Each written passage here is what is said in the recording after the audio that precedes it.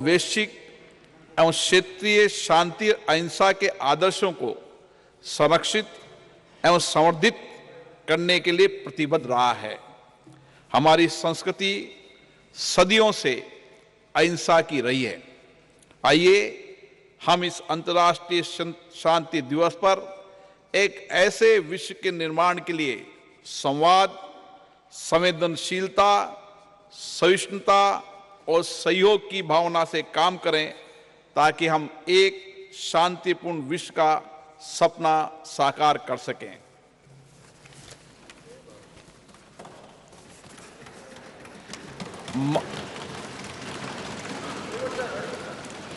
माननीय सदस्यगण, अंतरिक्ष के क्षेत्र में हमारी महत्वपूर्ण उपलब्धियों के लिए पूरे देश को बधाई देते हुए मुझे बेहद खुशी हो रही है। इन उपलब्धियों से प्रत्येक भारतीय गौरवान्वित हुआ है और वैश्विक स्तर पर हमारे देश का कद बढ़ा है। 23 अगस्त 2023 को चंद्रमा के दक्षिणी ध्रुव के पास उतरने वाला पहला देश बनकर हमने एक ऐतिहासिक उपलब्धि हासिल की है। चंद्रयान 3 की मिशन की सफलता हमारे वैज्ञानिकों के अथक प्रतिबद्धता का प्रमाण है, जो निरंतर ब्रह्मांड के सुदूर क्षेत्रों तक पहुंचने का प्रयास करते आए हैं। इस सदन के माध्यम से मैं इस अभूतपूर्व उपलब्धि के लिए इसरो के सभी वैज्ञानिकों और इंजीनियरों और भारत के लोगों को बधाई देता हूं। भारत विश्व कल्याण के लिए अपनी सफलताओं और उपलब्धियों को दूसरों के साथ साझा करने में विश्वास रखता है। इसलिए हमने चंद्रयान 3 की सफलता को विश्व के वैज्ञानिक समुदाय और पूरी मानवता को समर्पित किया है।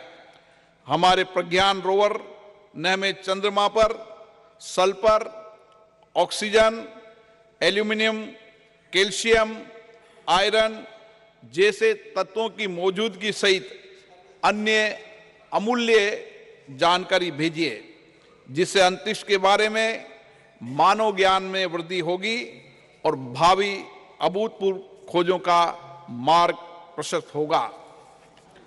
23 अगस्त को राष्ट्रीय अंतरिक्ष दिवस के रूप में मनाना उचित होगा। एक ऐसा दिन होगा जो हमारी भावी पीढ़ियों को जीवन में उच्च महत्वाकांक्षाएं रखने और उन्हें साकार करने के लिए कड़ी मेहनत के लिए प्रेरित करता रहेगा। मैं चंद्रमा पर चंद्रयान 2 के पद चिन्हों को तिरंगा पॉइंट और चंद्रयान 3 के लैंडिंग स्थल को शिव शक्ति पॉइंट का नाम दिए जाने का भी स्वागत करता हूं। ये नाम हमारी सदियों पुरानी विरासत के सम्मान के साथ हमारी वैज्ञानिक महत्वाकांक्षाओं और प्रयासों के प्रतीक हैं। अंतरिक्ष अन्वेषण के क्षेत्र में प्रगति जारी रखते हुए चंद्रयान 3 की सफलता के 10 दिनों के भीतर हमने 2 सितंबर 2023 को अपना पहला सौर मिशन आदित्य L1 लॉन्च किया। ये सूर्य का अध्ययन करने वाला हमारा पहला वैज्ञानिक मिशन है, जिससे सूर्य के भीतर होने वाली भौतिक प्रक्रियाओं और पृथ्वी पर उनके प्रभाव के बारे में जानकारी में वृद्धि होगी। चंद्रयान 3 और आदित्य L1 सफल अंतरिक्ष कार्यक्रम होने के साथ ही भारत की वैज्ञानिक और तकनीकी शक्ति के उदय और हमारी प्रतिभा और क्षमता के प्रतीक हैं। इन दोनों मिशनों में बड़ी संख्या में महिला वैज्ञानिकों ने आगे बढ़कर नेतृत्व किया है।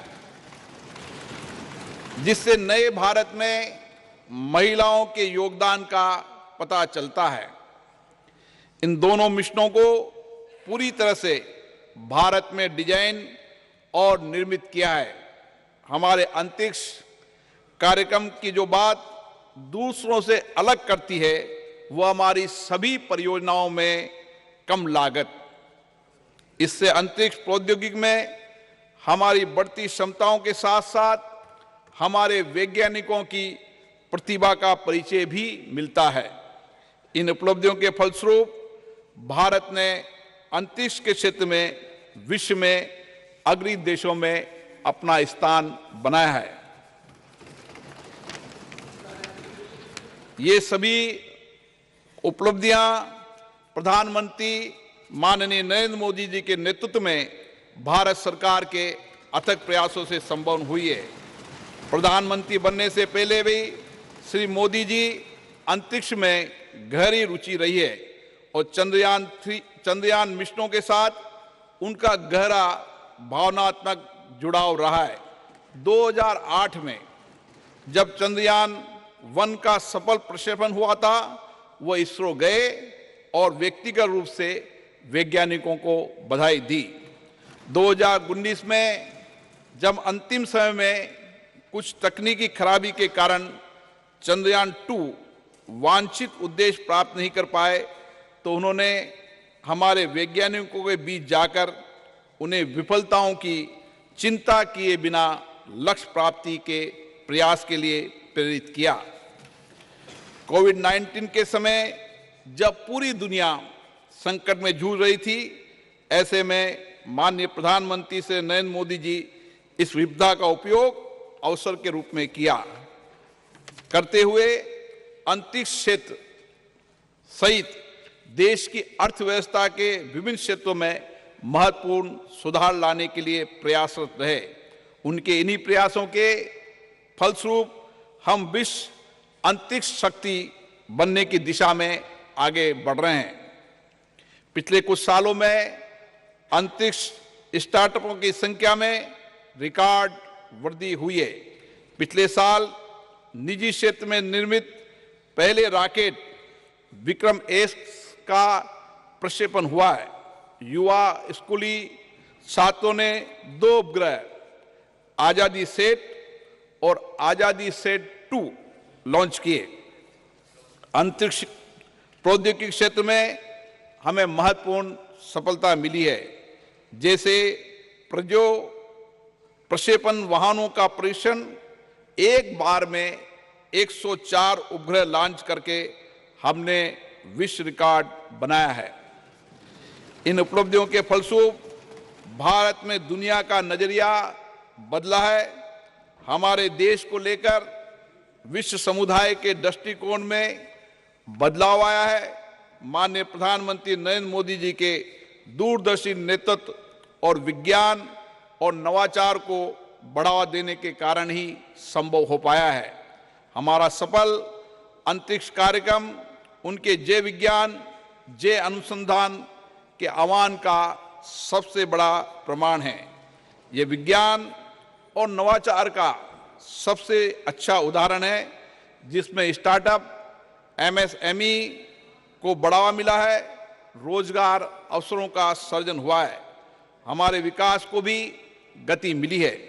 कृषि, मत्स्य पालन, संचार, नेविगेशन, राष्ट्रीय सुरक्षा सहित हमारी अर्थव्यवस्था के सभी क्षेत्रों में योगदान के माध्यम से हमारा अंतरिक्ष कार्यक्रम देश के लोगों के जीवन में गुणात्मक परिवर्तन ला रहा है। हमें विश्वास है इन उपलब्धियों में हमारी आने वाली पीढ़ियों को बड़े सपने देखने और अपने सपनों को साकार करने के लिए कड़ी मेहनत की प्रेरणा मिलेगी। सभी देशवासियों को 2047 तक एक विकसित भारत बनाने के लिए मिलकर कार्य करना होगा और अपने आप को पुनः समर्पित करना होगा। मुझे विश्वास है ये प्रतिष्ठित सदन इस ऐतिहासिक उपलब्धियों में प्रधानमंत्री मोदी जी के नेतृत्व की सराहना करने, भारत के लोगों विशेष रूप से युवाओं का उत्साहवर्धन करने तथा महिलाओं के योगदान के साथ सभी संगठनों और व्यक्तियों के योगदान की सराहना करने में मेरा साथ देगा। सभा पटल पर रखे जाने वाले पत्र। Item number 1 Shri Ashwini Kumar Choubey. अध्यक्ष महोदय, आपकी अनुमति से मैं आज की संशोधित कार्यसूची के क्रम संख्या 1 पर अपने नाम के आगे पर्यावरण, वन एवं जलवायु परिवर्तन मंत्रालय से संबंधित सूचीबद्ध विवरण सभा पटल पर प्रस्तुत करता हूं। आइटम नंबर 2 श्री कृष्णपाल जी। आपकी अनुमति से मैं आज की प्रस्तुत कार्यसूची में क्रम संख्या 2 पर अपने नाम के सम्मुख सूचीबद्ध कागजात सदन के पटल पर रखता हूं। आइटम नंबर श्री दानवे राव साहेब। अध्यक्ष महोदय, मैं आज की प्रदर्शित कार्यसूची में मेरे नाम के सामने क्रम संख्या 3 पर उल्लेखित कागजात को सभा पटल पर रखता हूं। Item number 4 Shri Pankaj Chaudhary. अध्यक्ष महोदय, मैं आज की संशोधित कार्यसूची में मत संख्या 4 पर मेरे नाम के सामने वर्णित कागजात आपकी अनुमति से सदन के पटल पर रखता हूं। Item number 5 Shri Devi Singh Chauhan. Daewoo Singh. Honorable Speaker, sir, with your kind permission, I rise to lay on the table of the House the papers mentions against my name at serial number 5 in today's revised list of business. Item number 6, Dr. Bharti Pamar. Honorable Speaker, sir, with your permission, I rise to lay on the table of the House papers mentioned against my name at serial number 6 in today's revised list of business. Item number 7, Dr. Sanjay Jaiswal. आज की संशोधित कार्यसूची में अपने नाम के सम्मुख यथा सूचीबद्ध प्राक्कलन समिति के प्रतिवेदन संख्या 27 हिंदी और अंग्रेजी संस्करण को प्रस्तुत करता हूं। Item number 8 Shri Vishnu Dayal Ram.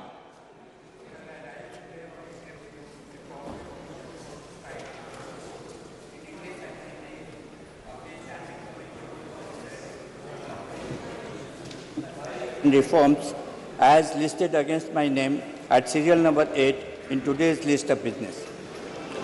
Item number 9 Shri Jagannath सरकार।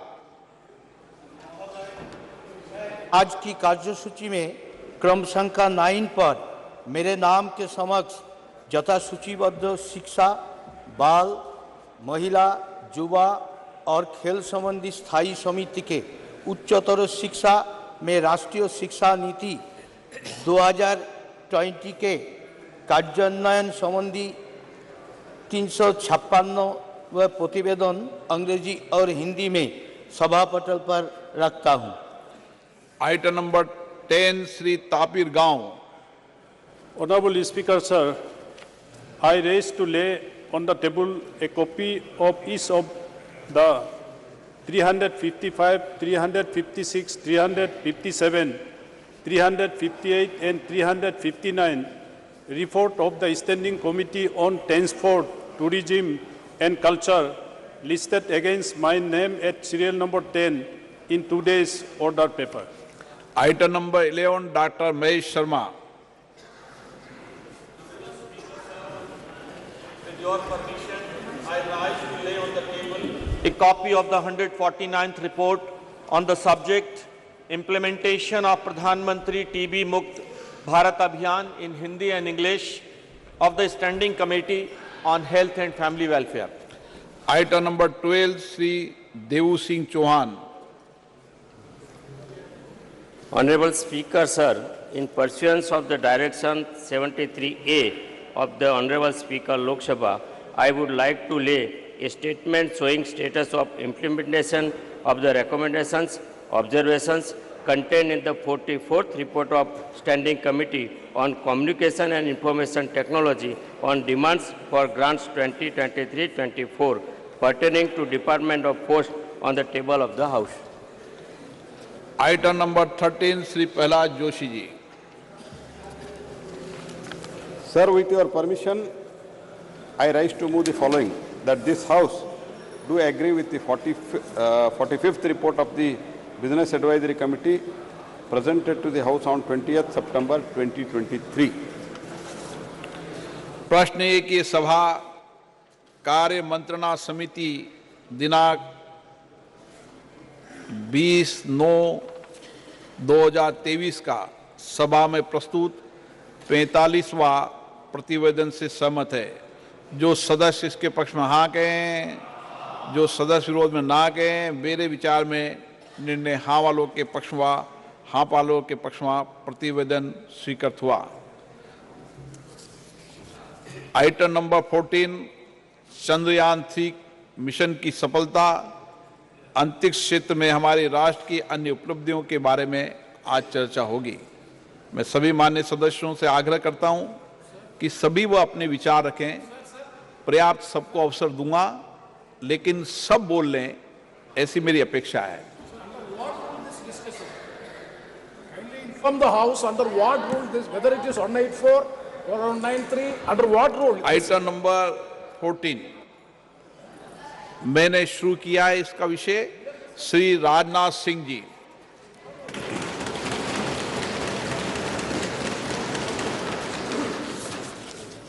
अध्यक्ष महोदय, इस गरिमामयी सदन में चंद्रयान 3 और आदित्य L1 की सफलता पर अपनी बात रखने के लिए आपने मुझे अवसर दिया है। इसके लिए मैं अपनी तरफ से आपके प्रति आभार व्यक्त करता हूं। अध्यक्ष महोदय, चंद्रयान 3 की सफलता हमारे लिए निश्चित रूप से एक बहुत बड़ी उपलब्धि है, जैसा आपने भी अभी अपने संबोधन में कहा है। क्योंकि एक तरफ दुनिया के कई ऐसे विकसित देश हैं जो हमसे कहीं अधिक साधन संपन्न होते हुए भी चांद पर पहुंचने के लिए अब भी प्रयासरत हैं, तो वहीं दूसरी तरफ बेहद सीमित संसाधनों के से चांद के दक्षिण ध्रुव पर पहुंचने वाले हम दुनिया के पहले देश बन गए हैं। अध्यक्ष महोदय, मैं मानता हूं कि यह उन सभी लोगों के लिए गौरव का विषय है जो अपने राष्ट्र और राष्ट्र की उपलब्धियों पर गर्व करते हैं। अध्यक्ष महोदय, सबसे पहले मैं इसरो के साइंटिस्ट और ब्रॉडर इंडियन साइंटिफिक कम्युनिटी को इस सफलता के लिए हृदय से बधाई देता हूं। यह हमारे इसरो के वैज्ञानिकों की बौद्धिक क्षमता, उनकी लगन और राष्ट्र के विकास के प्रति उनके समर्पण का ही यह प्रतिफल है। अध्यक्ष महोदय, ऐसा मैं मानता हूं कि हमारा राष्ट्र आज विज्ञान की दुनिया में अग्रणी राष्ट्रों की पंक्ति में आकर खड़ा हो गया है। आज केवल मुझे ही नहीं, बल्कि सरकार को ही नहीं, बल्कि सदन को ही नहीं, बल्कि पूरे राष्ट्र को अपने देश के वैज्ञानिकों पर गौरव की अनुभूति हो रही है। अध्यक्ष महोदय, मैं एक विज्ञान का छात्र रहा हूं, मैं फिजिक्स का शिक्षक भी रहा हूं। यहाँ पर मौजूद हमारे कई ऐसे साथी हैं जो साइंस बैकग्राउंड से हैं और उन्हें मैं अच्छी तरह जानता हूं। हम सभी यह बात जानते हैं कि स्पेस साइंस विज्ञान का है कि एक फ्रंटियर एरिया हुआ करती है। अध्यक्ष महोदय, जिस पर artificial intelligence, quantum physics, astrophysics और जेनेटिक्स विज्ञान के फ्रंटियर एरियाज हैं, और उसी प्रकार स्पेस साइंस भी एक विज्ञान की फ्रंटियर एरिया है।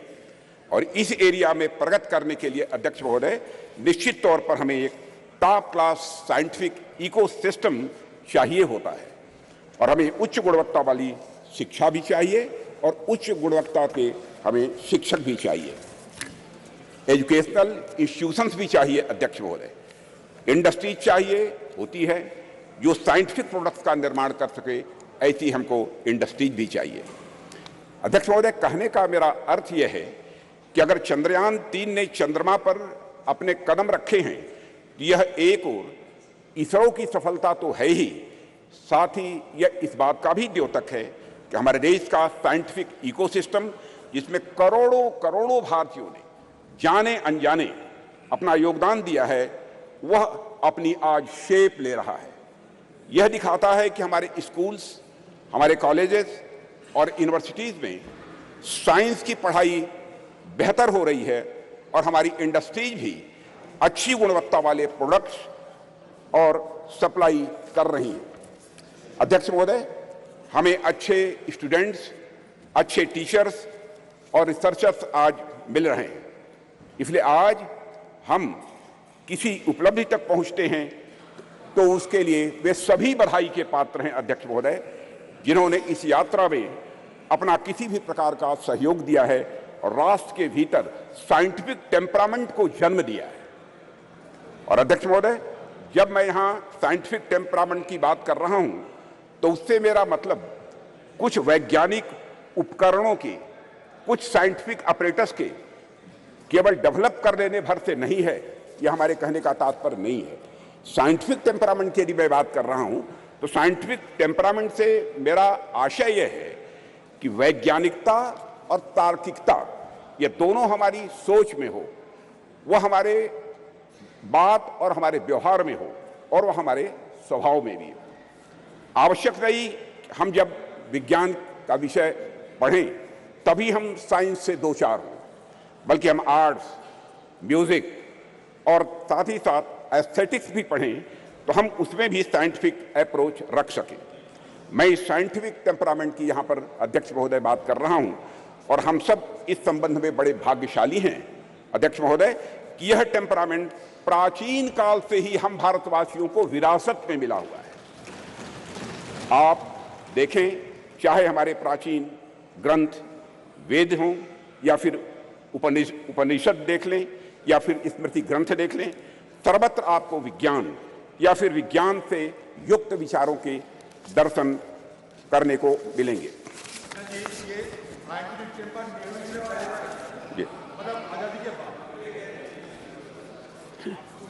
अध्यक्ष महोदय, मैथ्स, साइंस, मेडिसिन, लॉजिक आदि से जुड़े जितने भी फार्मूले यानी सूत्र हैं, हमें हमारे प्राचीन ग्रंथों में भी ये दिखाई देते हैं, जो ग्रंथ हमारी संस्कृत के आधार हैं। इनके मैं उदाहरण दे सकता हूं, लेकिन लंबा समय लगेगा अध्यक्ष महोदय, उस विस्तार में मैं नहीं जाना चाहता हूं। अध्यक्ष महोदय, कभी कभी कुछ लोगों द्वारा यह भी कहा जाता है और कुछ ऐसे लोग हमारे सदन में भी हो सकते हैं कि हमारी सांस्कृतिक विरासत और साइंटिफिक टेम्परामेंट के बीच विरोधाभास है। कुछ ऐसे भी मानने वाले लोग हमारे देश में हैं। यहां तक कहा जाने लगा कि अगर आप साइंटिफिक टेम्परामेंट के हैं तो आप पीपल की पूजा कैसे कर सकते हैं, आप नीम की पूजा कैसे कर सकते हैं, आप तालाब की पूजा कैसे कर सकते हैं, या फिर आप गाय को माता कैसे कह सकते हैं। अध्यक्ष महोदय, अगर आप वैज्ञानिक की तरफ सोचते हैं तो मूर्ति की पूजा कैसे कर सकते हैं, यह कहने वाले लोग हमारे देश में हैं। महोदय, बात तो यहां तक अब होने लगी है कि संस्कृत का विरोध करना, विरासत का विरोध करना, यह प्रगतिवाद यानी प्रोग्रेसिव होने का सूचक हो गया है। और प्रगतिवाद वह नहीं रह गया जो प्रगति की बात करे, बल्कि प्रगतिवाद वह हो गया है जो अपनी संस्कृत और विरासत का केवल विरोध करे, वह भी इसलिए कि उसे विरोध करना है। पूछा जाने लगा कि भारतीय संस्कृति और विज्ञान का भला आपस में क्या लेना देना है, इन दोनों में आपस में क्या रिश्ता है। भारत में कभी धर्म और विज्ञान का सामंजस्य रहा ही नहीं है, यह भी कहने वाले लोग हैं। विपक्ष के हमारे कुछ मित्रों का ऐसा भी आरोप रहता है, क्योंकि राज्यसभा में मैंने सुना था कि भारतीय संस्कृति और विज्ञान एक साथ चल ही नहीं सकते हैं, ऐसी उनकी मान्यता है। अध्यक्ष महोदय, इनका ऐसा मानना है कि संस्कृति विज्ञान की विरोधी होती है। मैं इस सदन के माध्यम से उनके इन प्रश्नों का जवाब देने की भी अपनी तरफ से कोशिश करूंगा। भारत में यदि कोई व्यक्ति यह कहता है कि हमारी संस्कृति विज्ञान की विरोधी है, तो मुझे लगता है कि उस व्यक्ति को न तो हमारी संस्कृति का स मालूम है और न ही विज्ञान का व मालूम है। हमारे जो भी साथी विज्ञान का उद्गम पश्चिम के विचारों से मानते हैं, उन्होंने अगर इतिहास पढ़ा होगा तो मालूम होगा निश्चित रूप से उन्हें कि पश्चिम में ऐसे अनेक उदाहरण देखने को मिले हैं जहां चर्च और धर्म की मान्यताओं के खिलाफ जाने पर, वैज्ञानिक बातें कहने पर व्यक्तियों को जहर दे देना या उन्हें जिंदा जला देना यह आम बात सी हो गई थी। अध्यक्ष महोदय, उनको अपने वैज्ञानिक विचार छिपाकर कहने पड़ते थे, पर आज से लगभग 2000 साल पहले आर्यभट्ट ने जब कहा था कि हमारी पृथ्वी अपने एक्सिस पर घूमती है, तो क्या उनका विरोध हुआ था। बाराहमीर ने जब यह सिद्धांत दिया कि पृथ्वी का गुरुत्वाकर्षण बल, ग्रेविटेशनल फोर्स, हर वस्तु को अपनी तरफ खींचता है, तो क्या किसी व्यक्ति ने बाराहमीर के इस सिद्धांत को अधर्म कहा था? जब भी भारत में किसी ने कोई नया वैज्ञानिक सिद्धांत दिया है अध्यक्ष महोदय, तो भारतीय समाज ने उस व्यक्ति को ऋषि के रूप में प्रतिष्ठित किया है अध्यक्ष महोदय। और मेरा मानना है कि संस्कृति के बगैर, कल्चर के बगैर, विज्ञान और विज्ञान के बगैर कल्चर या संस्कृति अधूरी है। संस्कृति और विज्ञान दोनों एक दूसरे से जुड़ने के बाद ही अध्यक्ष महोदय वह पूर्णता को प्राप्त करते हैं। दोनों को एक दूसरे का पूरक कहा जा सकता है, क्योंकि दोनों ही मनुष्यता के लिए भी यह आवश्यक है। इसका एक छोटा सा लेकिन बहुत ही महत्वपूर्ण उदाहरण मैं आपके सामने रखना चाहूंगा। अध्यक्ष महोदय, लगभग 2 वर्ष पहले उत्तराखंड में भूस्खलन के रूप में एक दुर्भाग्यपूर्ण आपदा आई हुई थी। मैं समझता हूं कि सदन के सभी सम्मानित सदस्यों को इसकी जानकारी होगी, जिसके कारण एक सुरंग में हमारे कुछ मजदूर फंस गए थे। अब इससे निपटने के लिए यहां पर विज्ञान की भूमिका सामने आएगी। हमने सेंसर आदि के माध्यम से यह पता लगाया कि मजदूर सुरंग में कहां फंसे हुए हैं। उसके बाद हमने हेलीकॉप्टर से उन लोगों को वहां से निकालने में भी कामयाबी हासिल की। लेकिन अध्यक्ष महोदय, जैसे ही सुरंग से पहले मजदूर को बाहर निकाला गया, अन्यथा कोई न ले, जैसे ही मजदूर को सुरंग से बाहर निकाला गया, बाहर निकलते ही इसने दोनों हाथ ऊपर करके बड़ी तेजी के साथ जय घोष किया, बद्री विशाल की जय। अध्यक्ष महोदय, इस वाकये ने सारी दुनिया को बताया कि धर्म और विज्ञान किस तरह से यह आपस में जुड़े हुए हैं। एक दूसरे से अलग नहीं है धर्म और विज्ञान, बल्कि यह एक दूसरे से जुड़े हुए हैं। निश्चित रूप से विज्ञान ने उस मजदूर को सुरंग से बाहर निकालने में अध्यक्ष महोदय बहुत बड़ी भूमिका निभाई है, इसमें कहीं दो मत नहीं है। लेकिन उन मजदूर बंधुओं को सुरंग के भीतर जिसने जिजीविषा की शक्ति प्रदान की, जिसने साहस प्रदान किया, जिसने मनोबल प्रदान किया, जिसने आखिरी समय तक प्रयास करते रहने की शक्ति प्रदान की, वह और कुछ नहीं हमारा सांस्कृतिक विश्वास ही था अध्यक्ष महोदय, जिसने कि यह संबल उन्हें प्रदान किया। अध्यक्ष महोदय, वह हमारी कल्चर, वह हमारी संस्कृति ही थी जिसने सुरंग में फंसे उस मजदूर को यह भरोसा दिलाया कि वह इस संकट से बचकर निकल जाएगा, उसके ईश्वर इस संकट से उसे निकाल लेंगे। यह उसका विश्वास था, भरोसा था। अध्यक्ष महोदय, हमारी आस्था, हमारी संस्कृति इनक्लूसिव नेचर की है, समावेशी यह स्वभाव की है। हमारा सांस्कृतिक राष्ट्रवाद हमें अखिल मानवता के बंधुत्व का पाठ पढ़ाता है। हम सबने देखा कि जियोपॉलिटिकल दृष्टि से काफी कठिन जो वैश्विक परिस्थितियों के बावजूद हम G20 समिट का हमारे प्रधानमंत्री नरेंद्र मोदी जी के नेतृत्व में हम सफल आयोजन कर सके एवं न्यू दिल्ली डिक्लेरेशन पर भी हम कंसेंसस जुटाने में पूरी तरह से कामयाब रहे। अध्यक्ष महोदय, इसके पीछे हमारे प्रधानमंत्री द्वारा हमारी प्राचीन ज्ञान परंपरा से दिया गया संदेश है, जिसमें पूरी मानवता को एक सूत्र में बांध दिया है। प्रधानमंत्री जी ने ही कहा था, one world, one family, one future. Bharat का यही विश्वास, भारत का यही बंधुत्व का भाव प्रधानमंत्री जी ने G20 की सफलता पर भी मुखरित किया, जब उन्होंने यह कहा था कि यह केवल भारत की सफलता नहीं है, बल्कि पूरे विश्व की यह सफलता है। अध्यक्ष महोदय, विज्ञान तो वैल्यू न्यूट्रल होता है। ये वैल्यू न्यूट्रल क्या है, मैं आगे इसको विस्तार में बताने की कोशिश करूंगा। चंद्रयान जैसे अंतरिक्षयान हो, या परमाणु के भीतर छिपी शक्ति हो, या फिर DNA एडिटिंग की टेक्नोलॉजी हो, विज्ञान हमेशा यह मूल्य निरपेक्ष होता है, यानी वैल्यू न्यूट्रल होता है। विज्ञान हमें परमाणु शक्ति का ज्ञान दे सकता है अध्यक्ष महोदय, लेकिन वह संस्कृति ही है, वह कल्चर ही है जो हमें मार्ग दिखलाएगी उस परमाणु शक्ति का उपयोग हम ऊर्जा के रूप में स्वयं के विकास में करते हैं, या फिर हथियार के रूप में अन्य का विनाश करने में हम करते हैं। कहते हैं with great power comes great responsibility. इसलिए जैसे जैसे हमारी शक्ति बढ़ती जाती है अध्यक्ष महोदय, वैसे वैसे हमारे संस्कारों का महत्व भी स्वाभाविक रूप से यह बढ़ता जाता है। प्रारंभ में मानव के पास बहुत सारे विकसित हथियार नहीं थे, ऐसे में यदि उससे कुछ नुकसान भी होता था तो बहुत बड़े पैमाने पर नहीं होता था। पर अध्यक्ष महोदय, आज जब मानव के पास परमाणु शक्ति आ गई है और मानव ने चंद्रमा तक पहुंचने के भी रास्ते खोज लिए हैं, तब ऐसी शक्तियों का दुरुपयोग भी उसी पैमाने पर संभव है। इस संभावना को भी नकारा नहीं जा सकता है। इसे मैं एक उदाहरण के माध्यम से इस सदन के समक्ष रखना चाहूंगा। अध्यक्ष महोदय, जब मैं जर्मन फिलासफर नीत्शे ने गॉड इज डेड कहकर अपने महामानव को सामाजिक नैतिकता से मुक्त किया, तो उसका नतीजा जर्मनी में नाजीवाद के कहर के रूप में प्रकट हुआ था।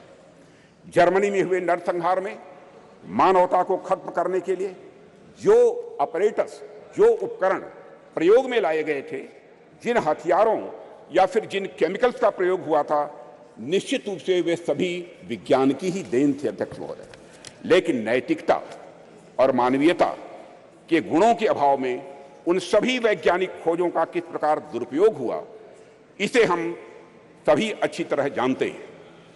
सेकेंड वर्ल्ड वॉर में हिरोशिमा और नागासाकी पर जो बम गिराए गए थे, वह निश्चित ही विज्ञान की ही देन थे अध्यक्ष महोदय। वह विज्ञान की शक्ति के प्रतिनिधि थे, पर अभाव था तो धार्मिक शक्ति और नैतिक शक्ति का अभाव था। अगर उनके भीतर धार्मिक और नैतिक शक्तियां यह प्रबल होती तो इतिहास को इस काले कृत्य से बचाया जा सकता था अध्यक्ष महोदय। इसलिए विज्ञान कितनी भी प्रगति कर ले अध्यक्ष महोदय, विज्ञान चाहे कितनी भी प्रगति कर ले, वह संस्कृति और संस्कारों के बिना सदैव अधूरा रहेगा, ऐसी हमारी मान्यता है। अध्यक्ष महोदय, जैसा कि मार्टिन लूथर किंग ने कहा है कि science gives man knowledge which is power, religion gives man wisdom which is control. अध्यक्ष महोदय, एक बात पर मैं समझता हूं कि ध्यान देने की हम सभी को जरूरत है कि जिस टेक्नोलॉजी का इस्तेमाल वैज्ञानिक किसी यान को चांद या मंगल पर भेजने के लिए करते हैं, कमोबेश उसी टेक्नोलॉजी का इस्तेमाल मिसाइल में भी काफी हद तक किया जाता है।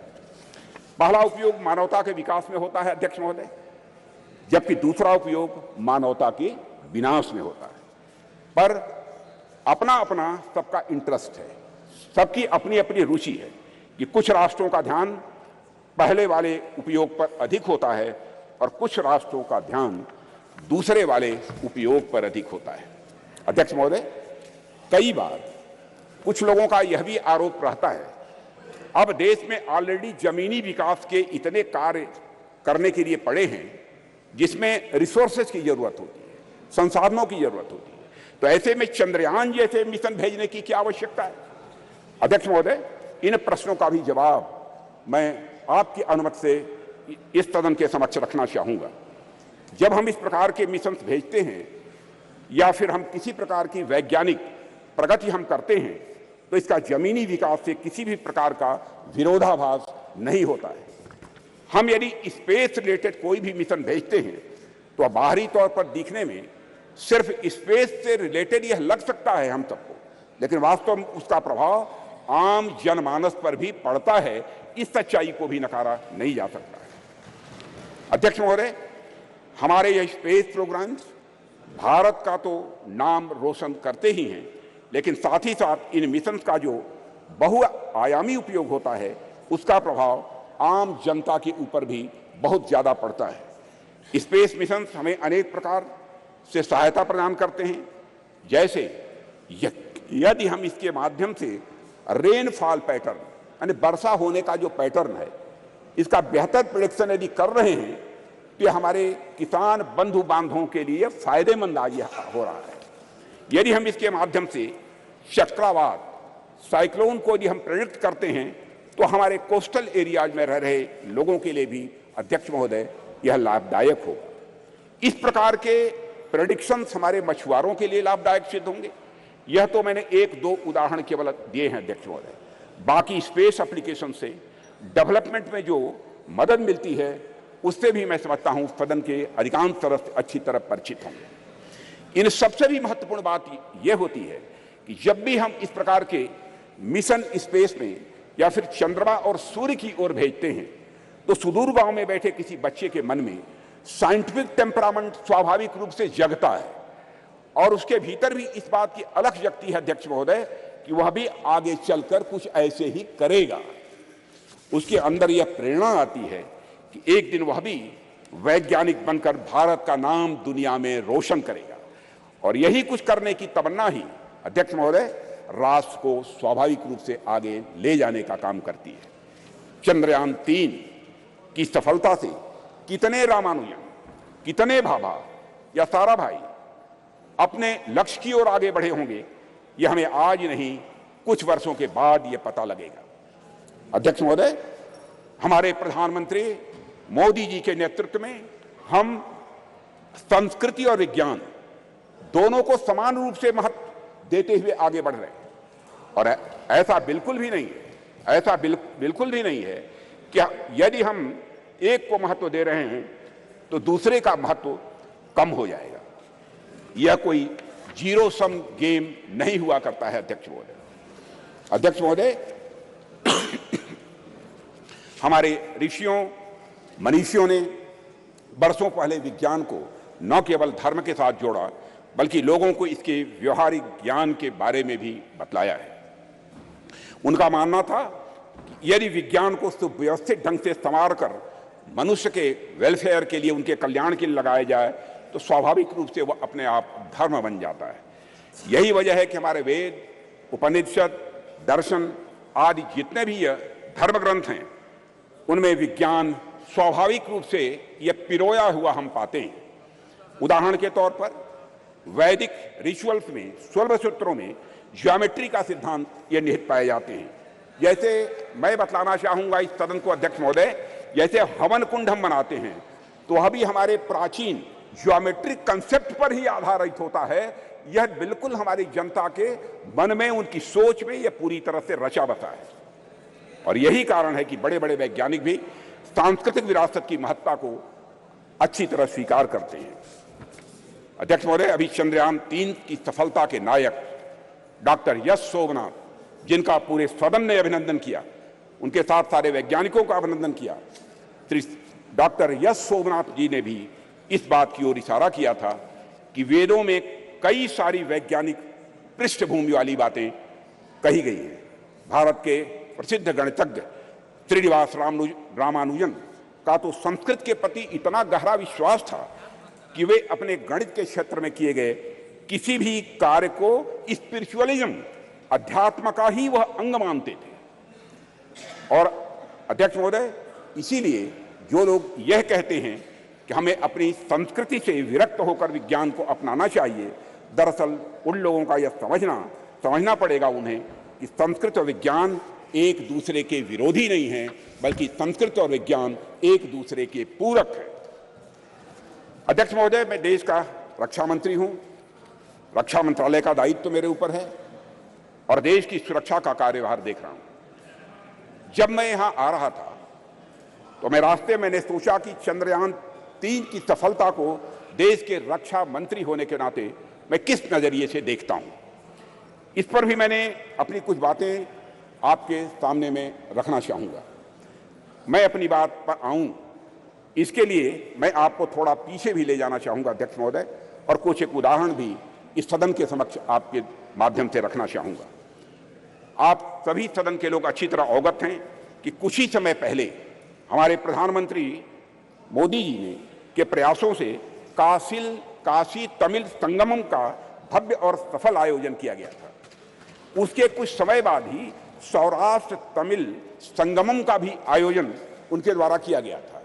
अध्यक्ष महोदय, इसके पहले का एक और उदाहरण देखिए कि सरकार के प्रयासों से कैसे उज्जैन में बाबा महाकाल के क्षेत्र में भव्य कॉरिडोर का निर्माण किया गया।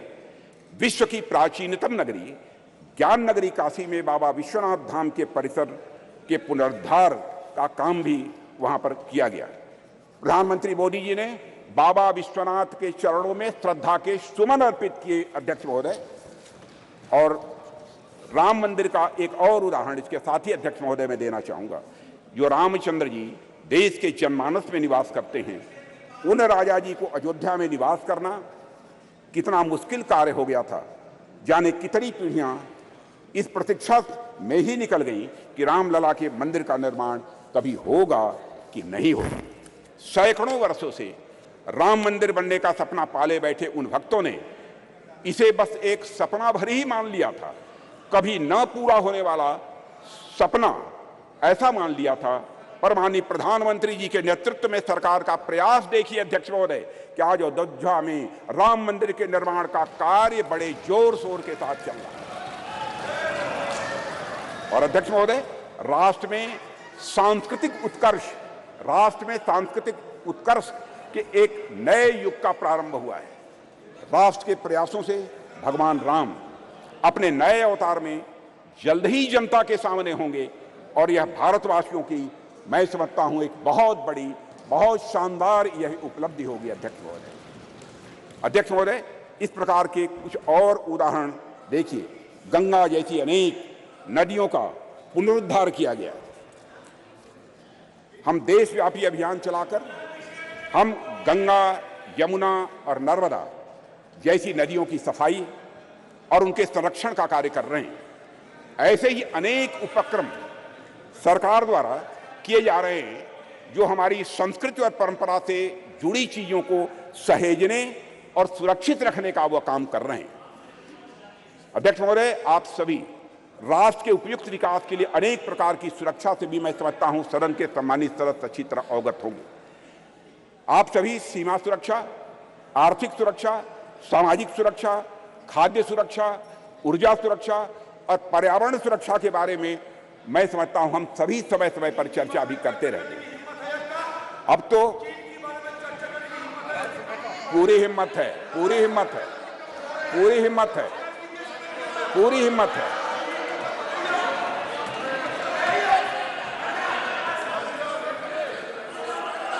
पूरी हिम्मत है, पूरी हिम्मत है। मत इतिहास में मत ले जाओ अधीर रंजन जी, इतिहास में मत ले जाइए। माननीय सदस्य प्लीज। चर्चा चीन पर भी अध्यक्ष महोदय, अरे भाई अब सुन लिया आपकी बात, मेरी बात सुन लिया।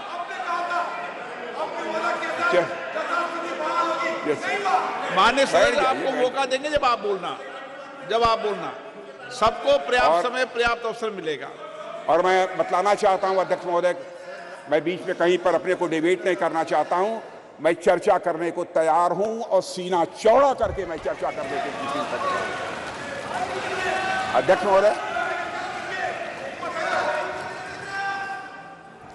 महोदय, आप सभी राष्ट्र के उपयुक्त विकास के लिए अनेक प्रकार की सुरक्षा से हमारे सदन के सम्मानित सदस्य अवगत होंगे।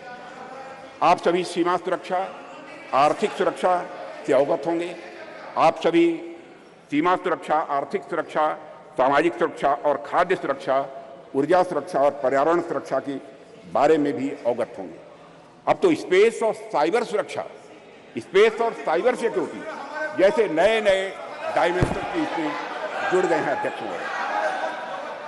पर इनके साथ ही अध्यक्ष महोदय, सिक्योरिटी का एक और भी आयाम है जिसमें सुरक्षा उतनी ही आवश्यक है जितनी बाकी सब में है, और वह डायमेंशन है हमारी संस्कृति का, हमारी कल्चर का। और इसे मुझे कोई नाम देना हो तो उसे मैं सांस्कृतिक सुरक्षा और कल्चरल सिक्योरिटी का नाम यहां देना चाहूंगा। और अध्यक्ष महोदय, जब मैं यहां कल्चर अथवा संस्कृति के बारे में कुछ कह रहा हूं तो उससे मेरा मतलब हमारी जीवन पद्धति से है, हमारे लाइफ सिस्टम से। संस्कृत से मेरा मतलब हमारे खान पान, वेशभूषा, रीति रिवाज, रहन सहन और हमारे विचारों से है अध्यक्ष महोदय।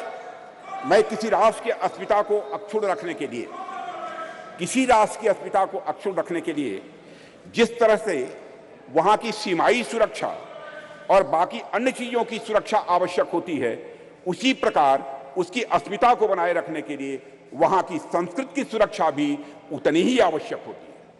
और अध्यक्ष महोदय, और इन उदाहरणों से मैंने यह स्पष्ट करने का प्रयास किया है कि हमारी सरकार भारतीय सांस्कृतिक विरासत को तवज्जो देते हुए सांस्कृतिक सुरक्षा के प्रति भी उतनी ही गंभीर है जितनी अन्य बाकी सुरक्षा के प्रति हमारी सरकार गंभीर है। अध्यक्ष महोदय, आज जब यहां पर चंद्रयान की चर्चा हो रही है, तो मैं सांस्कृतिक पुनर्जागरण के इन उदाहरणों को आपके सामने क्यों रख रहा हूं? अध्यक्ष महोदय, वैसे तो ये दोनों निश्चित रूप से अलग अलग विषय हैं, इसमें कहीं दो मत नहीं है, पर ध्यान से देखेंगे तो यह सदन के सभी सम्मानित सदस्य यह पाएंगे कि इनके भीतर एक गहरा संबंध है, इन दोनों के बीच एक गहरा रिश्ता है। अध्यक्ष महोदय, विश्व का इतिहास उठाकर कोई देखे तो आप पाएंगे कोई भी ऐसा राष्ट्र नहीं है, कोई भी ऐसा समाज नहीं है जिसने सांस्कृतिक पुनर्जागरण के बिना आर्थिक, सामाजिक, राजनीतिक और वैज्ञानिक प्रगति की हो। दुनिया में कोई देश नहीं मिलेगा। जब तक संस्कृति समाज को जीवंत नहीं करती, उन्नत नहीं करती, उसे एक दिशा नहीं देती, तब तक समाज जड़ बना रहता है। और अध्यक्ष महोदय, अगर हम और आप अपनी गरिमा, अपनी आगामी पीढ़ी को यही बताएंगे कि अब तक हमारा जितना वैज्ञानिक विकास हुआ है वह केवल बाहर देशों के ज्ञान की नकल पर ही हुआ है, तो क्या हम अपने बच्चों को इस क्षेत्र में किसी भी सूरत में आगे बढ़ा पाएंगे? धीरे हमारे अंग्रेजों ने अगर हमें अब तक यही पढ़ाया हो कि हमारा सारा का सारा ज्ञान दूसरे देशों की कॉपी भर है, उनकी नकल भर है, तो क्या श्री डॉक्टर सोमनाथ एवं इसरो के अन्य वैज्ञानिक भारतीय ज्ञान के बल पर अध्यक्ष महोदय कभी चांद तक पहुंचने का सपना शायद वह कभी न देख पाते? अगर उन्हें इस बात का विश्वास हुआ, अगर उनके मन में संकल्प जगा, तो इसलिए कि उन्हें मालूम था कि उनके पूर्वज आर्यभट्ट थे, उनके पूर्वज वराहमिहिर थे, उन्हें मालूम था कि उनके पूर्वज भास्कराचार्य थे, उनके पूर्वज ब्रह्मगुप्त थे और उनके पूर्वज सवाई जय सिंह थे। अध्यक्ष महोदय, इसलिए उनको यह प्रेरणा प्राप्त हुई। अध्यक्ष महोदय, हम सोचे कि एक बच्चा है जिसे समाज की प्रगति में केवल विदेशी नाम पढ़ाए जा रहे हैं, दूसरा बच्चा है जिसे ऐसे नाम पढ़ाए जा रहे हैं जो उसके अपने समाज से रहे। ऐसे में किस बच्चे से आप अधिक कॉन्फिडेंस और मनोबल की उम्मीद करेंगे?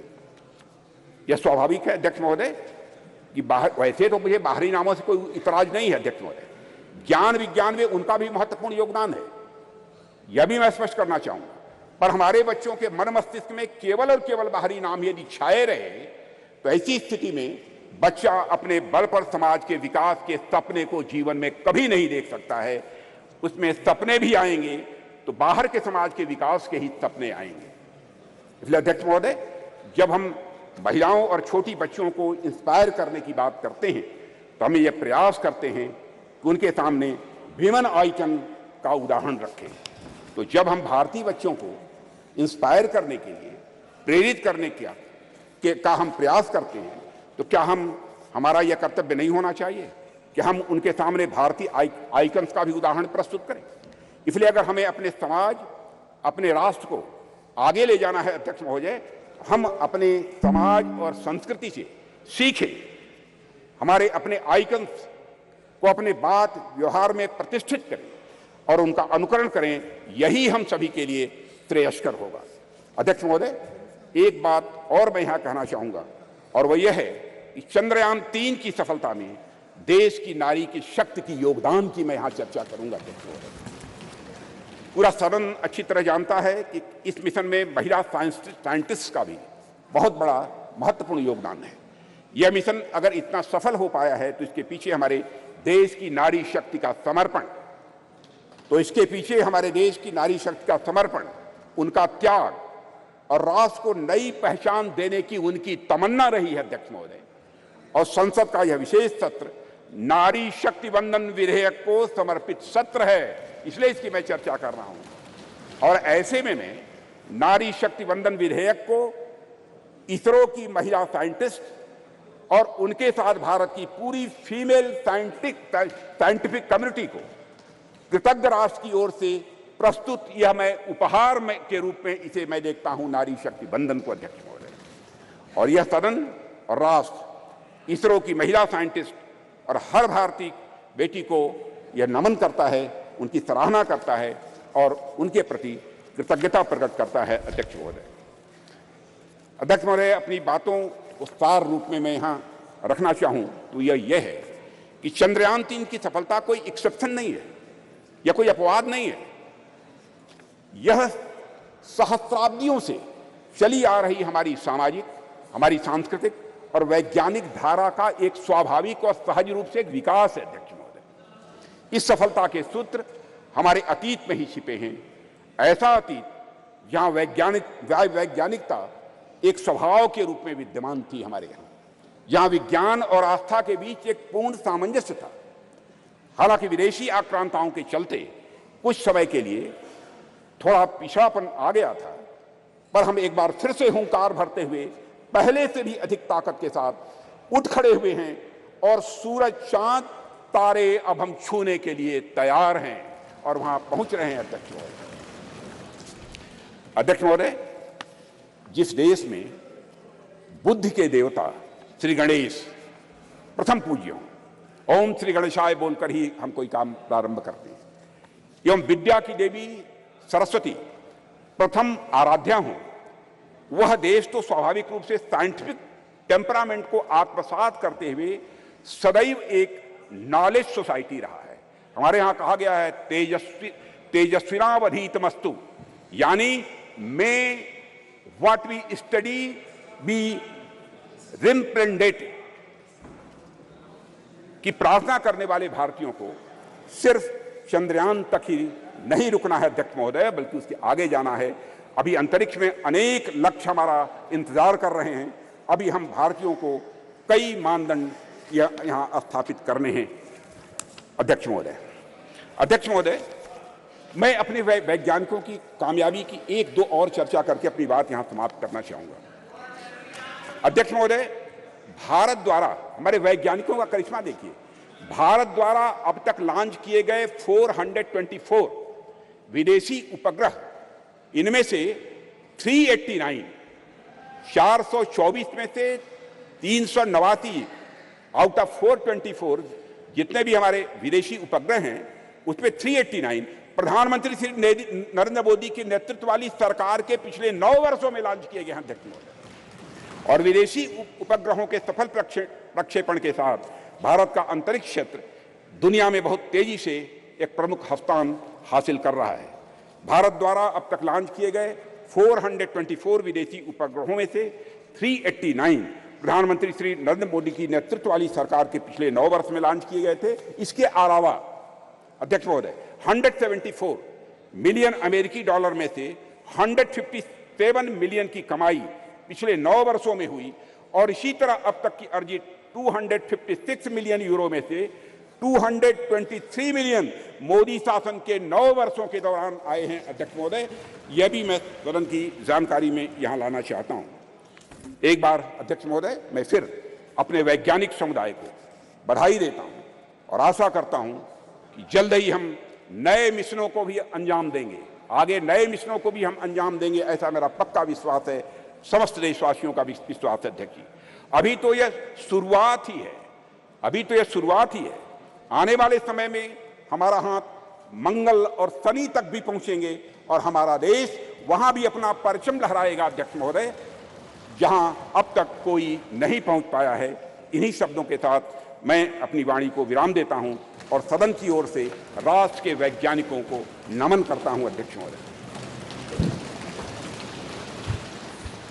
श्री शशि थरूर जी। Thank you very much, Honourable Speaker. I'm honoured, really, to stand before this House and to speak on behalf of my party on a matter of great pride for Indians everywhere in the world, the success of our lunar mission, Chandrayaan 3, and according to the topic you've given us in the revised list of business, Success of Chandrayaan 3 mission and other achievements of our nation in the space sector. I think my respected friend Sri Rajnath Singh treated us to a lecture on a slightly different subject. But on August 23rd, Mr. Speaker, we scripted history as our unmanned moon mission's lander module made a flawless soft landing, making us only the 4th country to achieve this feat and the first to reach the uncharted south pole of Earth's only natural satellite, the Moon. It is fitting, sir, that as you proposed, we observe August 23rd as National Space Day in future. How far we have come since the late 1950s, when a classic photograph by Henri Cartier-Bresson showed Indian rocket parts being transported on a bullock cart. Let me take you back, sir, nonetheless, to when our nation's scientists, led by Dr. Vikram Sarabhai, began to develop the contours of India's nation space program in the early 1960s. Back then, the coastal village of Thumba, in the outskirts of Thiruvananthapuram, was identified as an ideal location, given its latitude and natural geological features, to allow for rocket launches and allied research.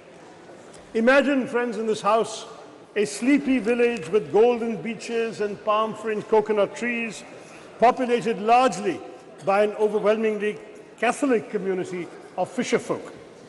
The catch, however, was that the community of scientists had identified a piece of an area of land, which housed in Thumba the St. Mary Magdalene Church and the residence of the bishop himself, Peter Bernard Pereira, his own official residence. Now, in any other community or any other part of the world, even, the matter might have been put to rest right there. After all, the idea, the thought of displacing an active spiritual establishment would certainly have evoked outrage and fury, especially in today's India. But in this relatively obscure part of India, near Thiruvananthapuram, where a decision of national importance and scientific progress presented itself, the community chose to make a remarkably patriotic choice, a choice for development and progress. When initial conversations with politicians and bureaucrats made little headway, something special happened. One day, when Bishop Pereira was sitting in his little office in the church, he heard a knock on the door. He said, "Who is this?" And a man in a white suit came and said, "I am Dr. Vikram Sarabhai." Dr. Sarabhai explained the importance of this area to India's scientific research in space. The bishop understood the proposed mission of the scientists, and he told Dr. Sarabhai, "Come to my church on the following Sunday." So during the Sunday service, Dr. Sarabhai was there, and Bishop Pereira presented a proposition before the congregation. "My children," he said, "I have a famous scientist with me who wants our church and the place I live in for the work of space science research. Dear children," he said, "science seeks truth by reasoning. In one way, science and spiritualism seek the same divine blessings for doing good for the people. My children, can we give God's abode for a scientific mission?" The answer from the congregation was quite literally a resounding Amen. The church and the bishop's house, as well as other neighboring inhabited areas, were handed over without protest to Dr. Sarabhai and his team. Thus was established in 1962 the Thumba Equatorial Rocket Launching Station, or TERLS, which would later be renamed Vikram Sarabhai Space Center after the death of the legendary Dr. Sarabhai 9 years later. A year after TRLS was established, India launched its first two-stage rocket, our first foray into space, from Thiruvananthapuram. As our late President, Dr. APJ Abdul Kalam, who was part of the original launch team in 1963, and he went on to work from the church building himself, he wrote later, looking back at this remarkable episode, "Today among us, Professor Vikram Sarabhai is not there, Reverend Dr. Bernard Peter Pereira is not there, but those who are responsible for the creation and make the flower and blossom will themselves be a different kind of flower, as described in the Bhagavad Gita," he said. And he quotes the Gita, See the flower, how generously it distributes perfume and honey. It gives to all, gives freely of its love. When its work is done, it falls away quietly. Try to be like the flower, unassuming despite all its qualities. That is what a lot of ISRO's foundations have been, sir. Unassuming, but with the power to change the world. One of the world's oldest and most ambitious. It arose from the physical research laboratory established in Ahmedabad in 1947, the year of our independence and the brutal partition with Pakistan. Our visionary first Prime Minister, Jawaharlal Nehru, then created the Indian National Committee for Space Research, or INCOSPA, marking our country's official entry into space exploration. This committee was set up on the recommendation of the Scientific Advisory Committee to the Cabinet for the promotion and exploration of space and its utilization for peaceful purposes, a committee led by the legendary Homi Bhabha. Then in 1962, as we've seen, TRLS was established.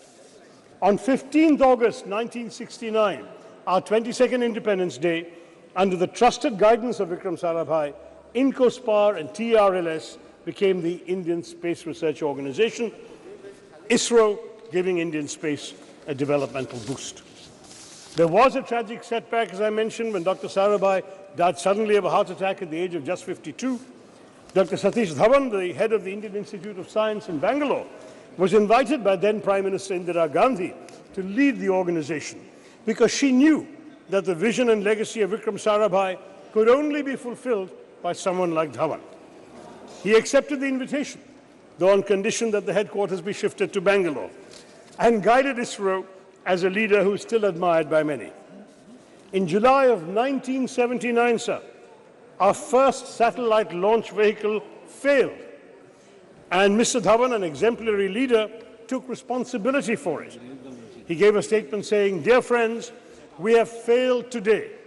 I want to support my technologists, my scientists, my staff, so that next year they succeed." The very next year, they did succeed. This is ISRO's history. Every setback became a stepping stone to greater success. And so we Indians are proud of our space program for good reason. Since then, ISRO has undertaken missions to the moon, Chandrayaan 1, 2, and 3, and the failure of 2 became a stepping stone to the success of 3, to Mars, the Mangalyaan Mars Orbiter mission.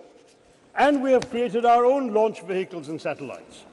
Moreover, of course, as the Speaker has said, India launched the Solar Observatory Aditya L1 this month and aims to put 2 or 3 people into low Earth orbit by the end of this year, to emulate the legendary Rakesh Sharma, who orbited the planet on a Soviet spacecraft in 1984. Notably, Indian space research is the only program which has been a civilian program from the very beginning.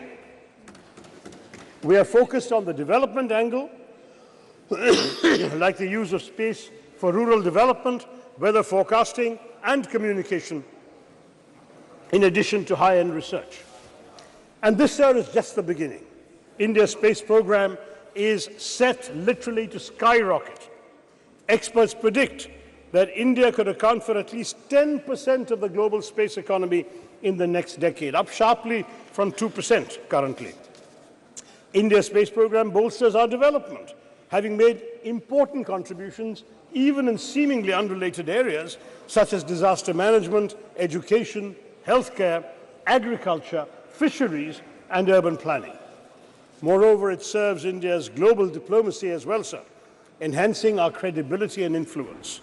Those who once scoffed at the idea that a poor developing country aspired to send rockets into space must concede that India is now a technological force to be reckoned with in the world. To my mind, there is yet another sterling triumph within India's Chandrayaan moment. It has become a good occasion to recognize the alumni of unsung engineering colleges everywhere in India. Indians are rightly and justifiably obsessed with the IITs, but Chandrayaan 3's landing, especially 4 years after the failure of Chandrayaan 2, was attributable to many, many scientists from far less glamorous educational backgrounds. While the ISRO chairman, S. Somnath, is a product of TKM College of Engineering in Kollam, represented by my friend Premachandran, at least 8 of his other colleagues graduated from the College of Engineering, CET, Thiruvananthapuram.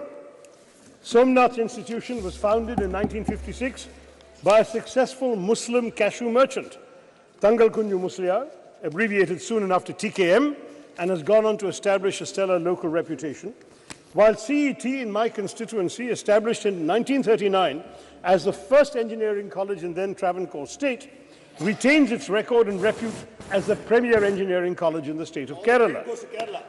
Yes, at least 7 more engineers from CET were involved in the Chandrayaan 3 success, and there were others, alumni from small engineering colleges in Tamil Nadu, in small towns throughout India. We've had graduates of these small colleges contributing to ISRO, because let's face it, we must yes indeed, it was in the very first launch, Dr. Abdul Kalam.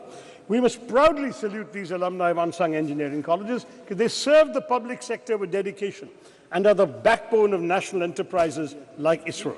As I wrote on social media at that time, if IITians went to Silicon Valley, CETians took us to the moon.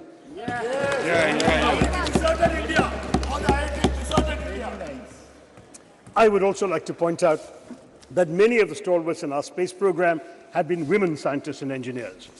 Some 20% of ISRO's key personnel are women. And as women increasingly excel in science and technology studies, this number may only go up. And unlike in our parliament or legislative assemblies, they won't even need reservations either, sir.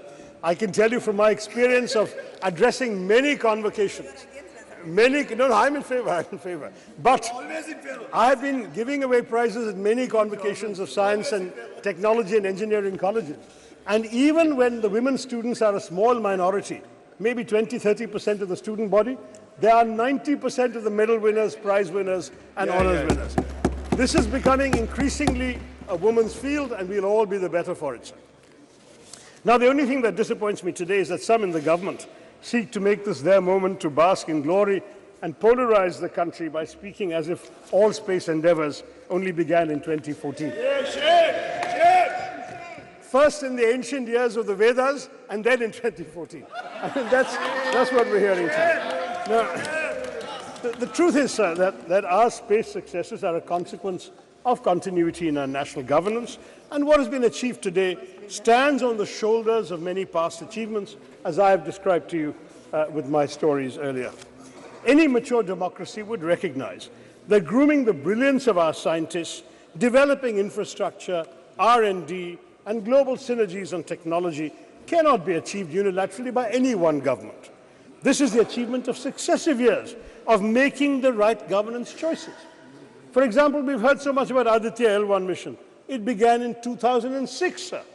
It took 17 years to be conceived, planned, executed, and finally launched this year. Thus, the Chandrayaan triumph is truly pan-Indian. Across, I hope, the political divide, it does not belong to any one person or any one party. If we all came together yesterday to affirm the solidarity we all feel for women's reservation bill, let us also come together, sir, to recognize the collective contributions of all governments in bringing glory to India's space endeavors. But after all, who can deny India owes its remarkable progress in space exploration in large part to Pandit Nehru's dedication to developing a scientific temper amongst the Indian people, his understanding of technology's role in national development, and his faith in the country's scientists. Though India was indeed beset by poverty, illiteracy, food insecurity, and disease, Nehru knew that it must and could aim for the stars. We did not have much money, and we relied on ourselves. Nehru's doctrine of self-reliance, though he didn't use the word Atmanirbharta, the concept was there, within very tight budgetary constraints, had an enduring influence on India's space program, exemplified by ISRO's decision, even in this Chandrayaan 3, to take a slower, fuel-saving approach to the moon. Both Mangalyaan and Chandrayaan 3 were the least expensive ventures of their kind, costing about a tenth of equivalent NASA, NASA, the American space missions. They cost less even than Hollywood depictions of space. Mangalyaan costs less than the Hollywood film Gravity, and Chandrayaan costs less than Interstellar. The shoestring budget was only 615 crore. Not just, much cheaper than G20, what our government spent on it. But this is not just a small fraction of what the US spent, but not even a third of China's budget for its own moon mission. ISRO's last 40 years spending is equivalent to NASA's 6 months of expenditure. That is the history we have to understand, sir. But they should not be punished for it. I'm looking at my good friend Jitendra Singh there. The Department of Space's budget has shockingly been slashed by 8%, down to 12,552 crore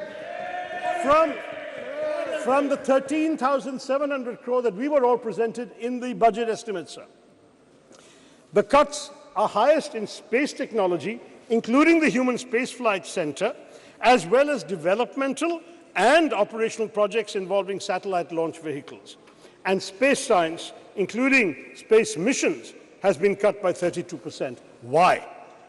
NASA, sir, has been allocated $25.4 billion in 2023, and ISRO has the equivalent of $1.5 billion. That is the situation, sir. Our government needs to be more generous. Now, I want to stress that ISRO's strengths extend well beyond frugality.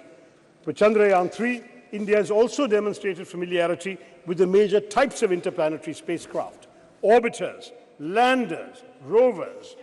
The Chandrayaan 3 rover is rudimentary, but it speaks to an important focus area for the Indian space program, the planning and implementation of high-tech scientific missions. The data from Chandrayaan 3's scientific instruments will be crucial because the mission will be the first to physically, chemically, and thermally characterize the soil, subsoil, and air near the moon's south pole on location. No other country has done this. India has some measure of technological superiority now compared to most other spacefaring countries, and it should press the advantage by going to more places in the solar system. And of course, we must conduct stellar science. The better space-based scientific instruments currently operated by India are largely concerned with Earth observation and remote sensing. With a focus on indigenous development of technologies and techniques, we have become a premier manufacturer of both launch vehicles and satellites and a sought-after provider of low-cost launch services to other countries. Our Polar satellite launch vehicle, with 24 successful flights, has a proven track record, and the world record that has been mentioned of the launch of 104 satellites in one go has already been applauded by the Honourable Speaker. So we have all of this to talk about. Chandrayaan 3's success strengthens the confidence with which India faces the world. The country has spent the year, as we all know, presiding over the G20, though as has been pointed out by my colleagues, we spent much more on it than we did on ISRO or on the Chandrayaan mission. But it is an influential voice for the global south. This adds to our prestige and our clout. We are also playing leading roles in other international bodies. How these relationships and how our global role generally, more broadly, will evolve remains to be seen. We are having unfortunate controversies going on this week with Canada. But nonetheless, the country's achievements in space undoubtedly strengthen our diplomatic hand, not least because of the respect they inspire in other countries. Thank you. I'll just take 2-3 minutes, sir. Among the foreign countries that have used India's space program to launch their own satellites and benefit from space cooperation include France, a space partner since 1964, which has supported India's development of launch vehicle satellites, applications and spaceflight, has also launched several satellites using our PSLV and GSLV. Russia, another long-term collaborator on various aspects of space exploration, including some of these same things, and Russia supplied key components for the crew module of Gaganyaan, and the US, with which India has a strategic partnership in space, covering areas such as Earth observation, satellite navigation, space science, planetary exploration, launch services, and human spaceflight. So France, Russia, and the US are all involved with us. And ISRO tells us that India has pursued bilateral and multilateral relations with space agencies and space-related bodies with the aim also of strengthening existing ties with these countries, taking up new scientific and technological challenges, refining our space policies, and defining international frameworks for exploitation and utilization of outer space for peaceful purposes. This is the diplomatic strength I'm talking about. So the US, Israel, Singapore, Canada, Germany, Indonesia, Japan, Luxembourg, the Netherlands, South Korea, the UK have all launched their satellites using our Indian PSLV and GSLV. And as a result, the government has earned $174 million from these launches alone. It's all the more a pity that our government has trimmed the budget for space education and research between last year and this one, even though on the whole our expenditure on space has gone up, and I know Jitendra will tell us that. Educating the next generation of Indian space pioneers ought to receive more funding. I'll conclude, sir, by recalling the proud moment when India's lander touched down on the moon and Prime Minister Narendra Modi wisely resisted parochial triumphalism of the kind we've seen later, and he hailed the achievement as a victory for all of humanity. But he also correctly noted that the achievement mirrors the aspirations and capabilities of 1.4 billion Indians. By showcasing its technological prowess, India's space program reminds the world not only of our innovative capabilities, but also of our capacity to help shape solutions to global challenges in other areas, from cyberspace regulation to peacekeeping. Looking up at the sky after Chandrayaan 3, Indians can contemplate a glorious global future. We are showing the world that India can be a standard setter rather than just a follower of rules made by developed countries. New horizons beckon, for the world is now our canvas, or should I even say, the whole universe. Jai Hind. Thank you very much. कुछ आपको कहना है क्या?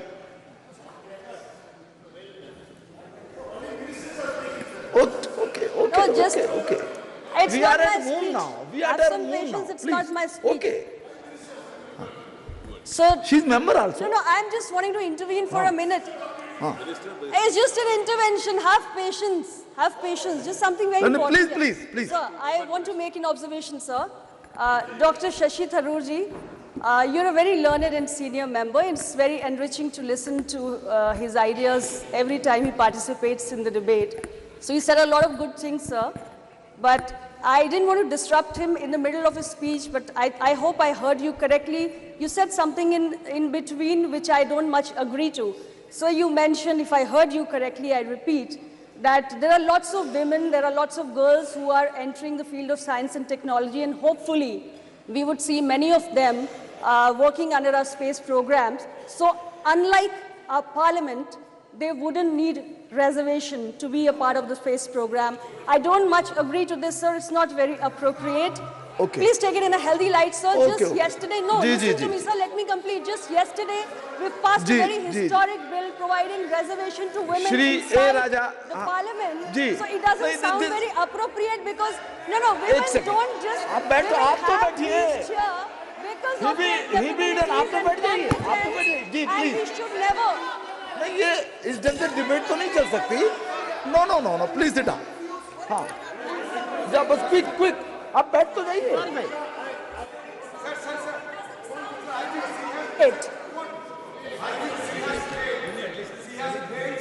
नहीं आप बैठ जाइए. Sir, your party has supported this very historic bill, sir, which means you agree to the idea of providing reservation to women for them to reach bigger. जी आप बैठिए please. Only A Raja. Only no आप भी बैठ जाइए. बाद में बात कर लीजिएगा please mister A Raja. No एक सेकेंड आप मिस्टर थरूर बैठ जाइए. प्लीज बैठ जाइए. नो भाई अधीर जी आप बैठ जाइए. आप बैठिए तो सही. आप भी बैठ जाइए ma'am. Nothing is going on now. Okay now please. एक सेकंड क्या कहना चाहते हैं आप?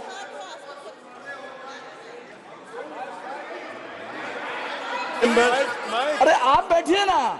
I would like to clarify, since the Honourable Minister is also a good friend, appears to have misunderstood the thrust of my remarks. I would like to clarify that I meant no disrespect to either women in general or the very many honorable women in this House who have been elected without any benefit of reservation for all these years. Okay. We have said, sir, that we need reservation because the numbers are not enough. And that is why we passed the Women's Reservation Bill yesterday. I'm saying that in science and technology, we already have 20% in ISRO and the numbers are going up, sir. That's my point. That's all. Thank you. जी sir हो गया कुछ कहना आपको क्या sir अध्यक्ष महोदय मुझे लग रहा है we need not carry this further because I'm very sure and I trust my friend Shashi ji has never been anti-woman. Ji Mr. Chairman sir. Okay let ठीक है Mr. Chairman sir. It should be in good humor I always. must express Yes, my gratitude. Please. Mr. Chairman sir, I must express my gratitude to invite me to speak on this important issue. Sir.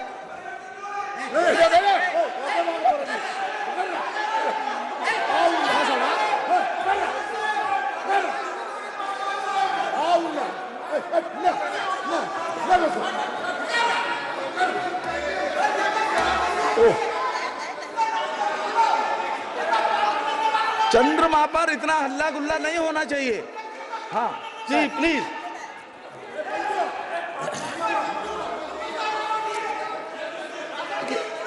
चंद्रमा शांति और शीतलता का प्रतीक है चंद्रमा शांति और शीतलता का प्रतीक है इतना हंगामा नहीं होना चाहिए ना please mister A Raja only you are going on record only please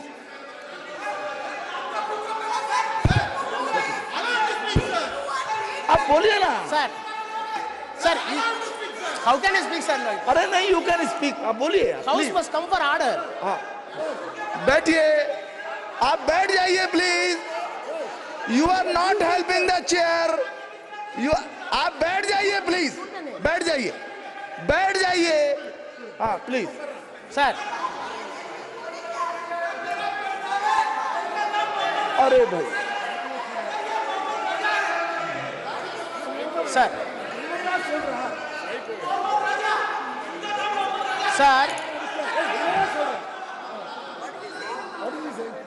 बैठ जाइए ना प्लीज मिस्टर ए राजा बैठिए आप ये अनावश्यक है नो प्लीज बैठ जाइए आप बोलिए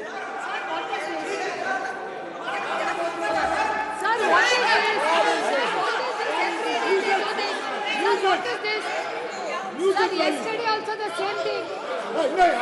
Rakesh Singh ji, DK शुरू नहीं हुआ. Rakesh Singh ji, देख लीजिए. Rakesh Singh ji, what?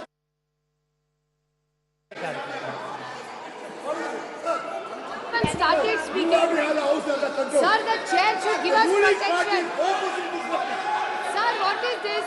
Sir, every time they do this, sir. Please. राजा बोलिए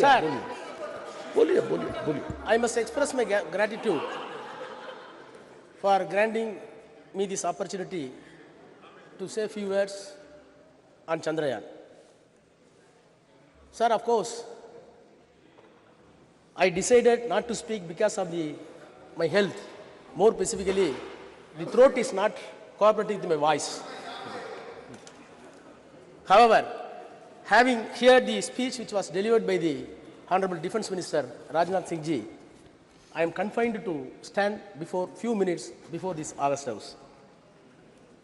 Sir, the Prime Minister was yesterday very magnanimous that no one can claim exclusive credit for Chandrayaan. It is a common efforts, endeavors put by the team of our scientists with political and scientific will. Sir, in spite of that, we must be very magnanimous on behalf of DMK. The role of the Prime Minister or this government bringing this Chandrayaan 3 cannot be undermined. We want to wish and greet the government. Sir, I will come to later part. Once universe and galaxy was treated as a riddle for mankind. Till 1950s. In 1950s, various countries, including USA, used to send satellites to the moon and other planets. Thereafter Russia, thereafter China. No doubt, an exact position India has got today because of Chandrayaan that has been launched and smooth landed was effective. Sir, the parity which we claim today along with America and Russia and China will give a message that India is second to none to anybody in the space research hereafter. Sir, between 1957 to 58, when Soviet Union launched Sputnik 1, Sputnik 2, Sputnik 3, and the US launched Alpha, Pandit Jawaharlal Nehru shared with his view in the parliament that this is a new age of Sputnik. Sir, I must share this house that Tamil is one of the classical language recognized by the world and this government. Sir, Tamil has deep-rooted scientific measures in the literature. Since the Honorable Defense Minister says the Sanskrit is having such a tremendous potentiality in science, I am not defaming any language. Admittedly, this country is having two cultures based on the Tamil and Sanskrit. The C.P. Ramasamy is a known educationalist who served as a Vice Chancellor, later the Diwan of Thiruvangur. Maybe Sasi may be well aware about his knowledge and prowess. He admitted that there are two cultures in the country. One is headed by Sanskrit by way of Aryan culture, and one is Tamil in the basis of the Dravidian culture. Sir, I am entitled, having said the Defense Minister, now I am entitled to say what Dravidian and Tamil language says about the science. Sir, you cannot imagine, when I read Tolkappiyam, that is 3,500 years back, nobody can believe. It says this country was not created by a single man. This country was produced by evaluation of science. How? Nilam, Neer, Thi, Vali, Visumbodu, Kalanda, Aindin, Mayakam, Ivulaham. What does it mean in English? Sir, there is a metabolical change out of water, land, fire, air and space, what we call Panchabhutas. Panchabhutas. The entire world that has been made because of these Panchabhutas, you cannot create a new thing. New building has come. Does it mean to say Delhi weight has gone? No. For this bench, somewhere else a tree has been cut off. So this is the science which was later, after all 200 years back, it was scientifically put into a proper phrase that the weight of the universe is constant by Newton. 300 years back, English law says by Newton that the weight of the universe is constant. But whereas 3,500 years back, Nilam, Thi, Neer, Vali, Visumbu, Aindodu Kalanda Mayakam, metabolical change of the water, land, space, everything. So, are we not entitled to have pride for 3,000 years back? You should be. Yes. Sir, Tiruvalluvar, everybody believed that the earth is static. Other planets are revolving around, including sun. It was believed, even in the Christianity, even in the Hinduism, even in the Islam. But 2,500 years back, he said, Sulandrum yerpinnadu ulagam, ulandrum ulave thalai. He said, the earth is revolving. Earth is revolving 2,000 years back, Tiruvalluvar says. In spite of that, it is at the biggest of agriculture, at the biggest of plowing. This is a science.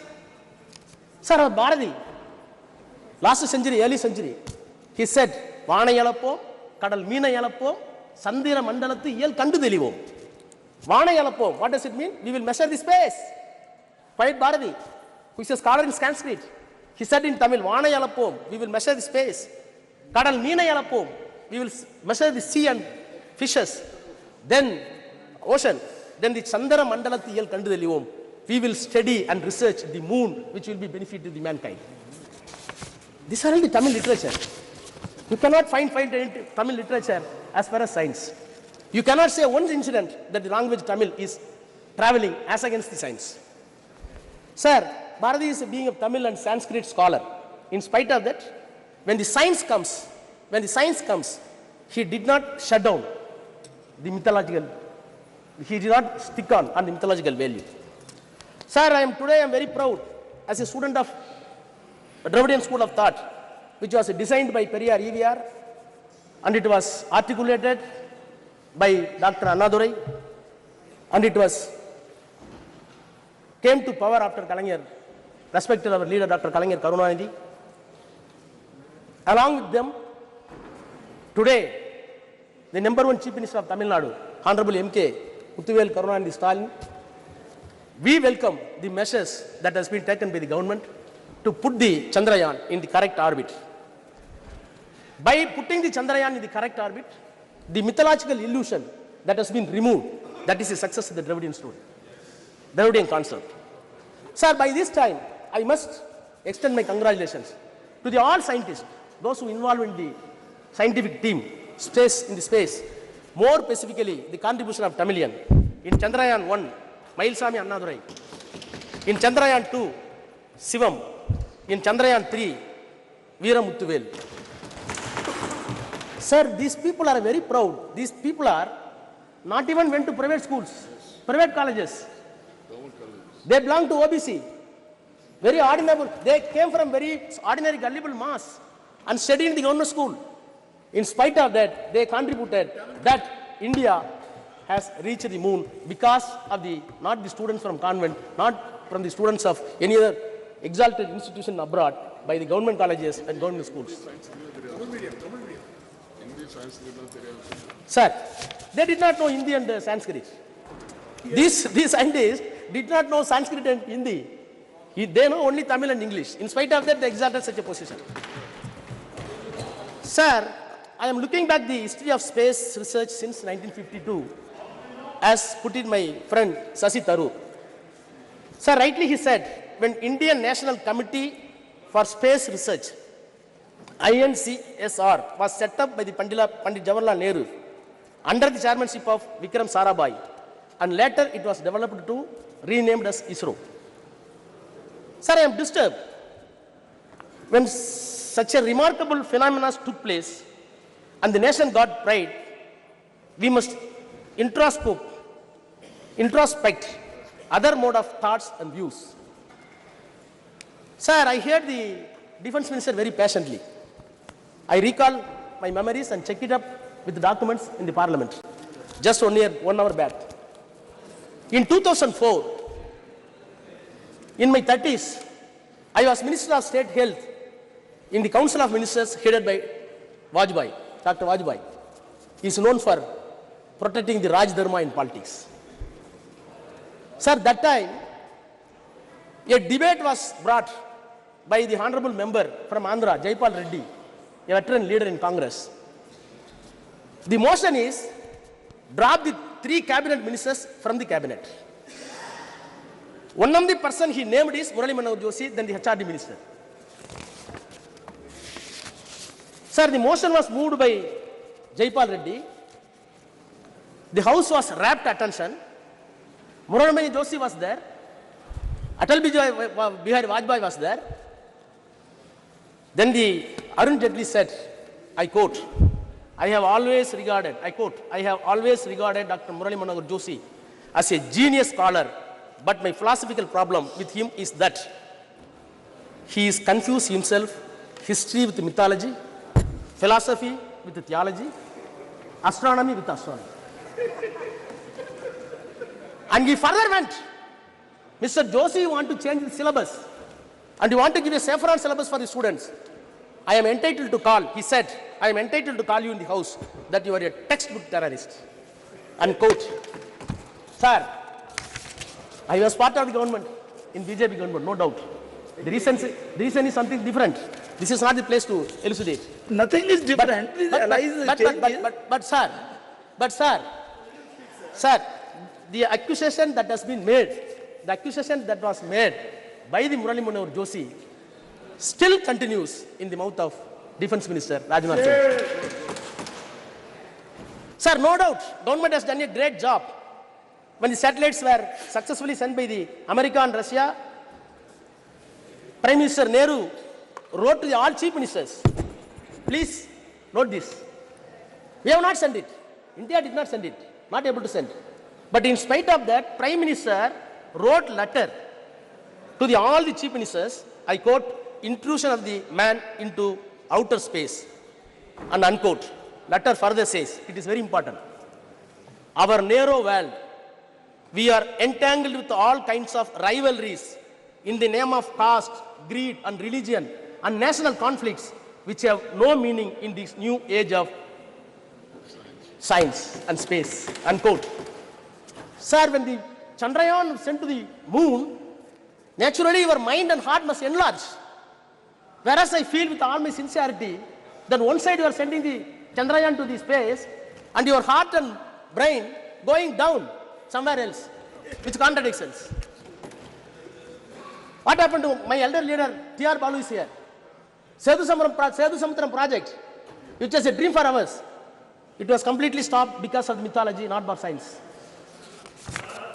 Sir, among the Chandrayaan celebration, sir, it is very painful. No, sir, nothing. Keep going, Raja. क्या point of order है? Is that a rule book? Indian Constitution. Sir, I will finish 1 minute. Some point of order is there. Mr. Raja, some point of order is there. It should be listened. आप बैठ जाइए ma'am. आप बैठिए. Article 25. जी जी. भारत का संविधान 25 sir, वो कहता है कि कोई भी आदमी किसी भी धर्म को मानने के लिए स्वतंत्र है और किसी आदमी को यह आजादी नहीं है कि वो उसके धर्म के आस्था के ऊपर जो अटैक करे। ये भारत का संविधान कहता है। ये बार-बार जो है हमारे ऊपर अटैक कर रहे हैं। हम सनातन को मानते हैं, हम हिंदू हैं और आपको कोई राइट नहीं है हमारे ऊपर अटैक करने के लिए। बैठिए. ओके. देख लेंगे इसको, देख लेंगे. बैठ जाइए. जी. बैठिए. Mr. Raja, please. Mr. Raja, now please continue. Continue. And be careful. Sometimes mythology and history, they are mixed. They can't be separated altogether. You please take care of those things. Please. Okay. No. Please, बैठ जाइए. आप Mr. Raja, only Mr. Raja. Yes, please. Okay, his point is taken. आप चलिए बोलिए. Please, you continue, please. Sir. Okay.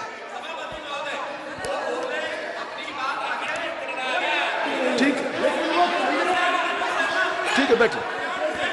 बोलिए. Sir. जी. बोलिए.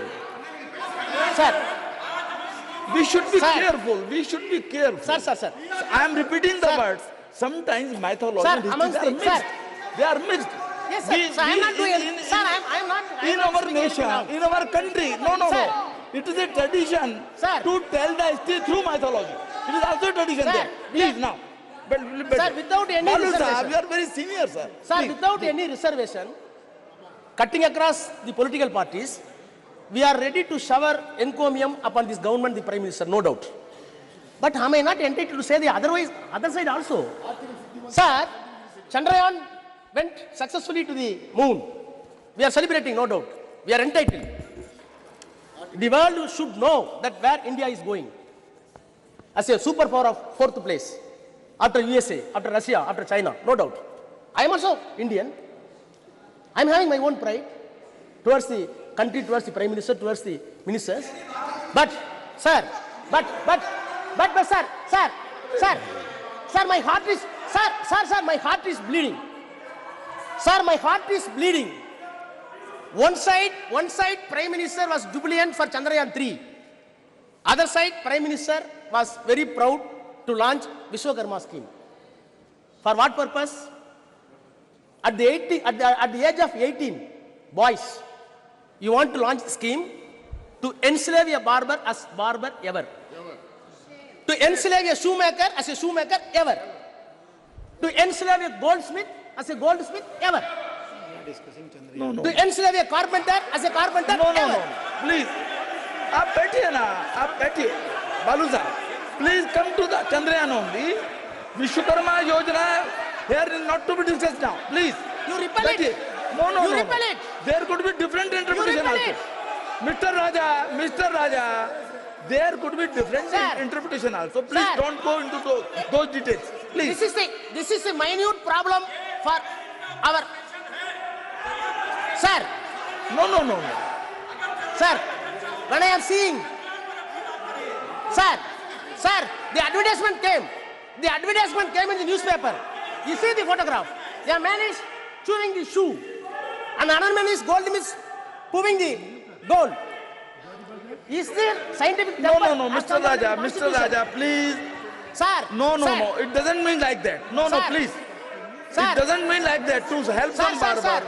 To help some... No. Austin will... Okay. Sir. Ji. Sir. नहीं, अब बैठिए. देखिए, ये एक सेकंड. ये no. मेरा एक आपसे Sir, I will complete after that. You can... जी, चलिए. Sir, the Nehru's political and scientific temper was assessed by one David Michael. He said, I quote, "The arrival of humanity on the moon was interpreted by Nehru as an opportunity to emancipate humanity in India from all cycles." Unquote. So, how we are viewing this Chandrayaan? It is not a mere scientific glory. Other side, it should give equal sociological effect to the common people to maintain equality and give all accessible science to everybody. Sir, I am finally, sir, I plead, government, don't give any unscientific color to Chandrayaan. Yes. America did not do that. USSR did not do that. China did not do that.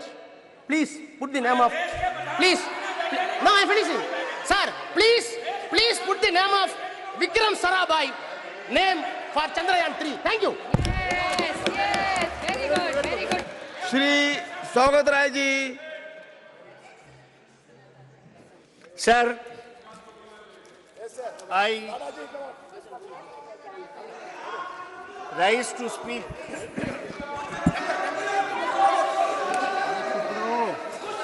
on the... पिछले बार क्या बोले थे याद है? फिर बोले क्या?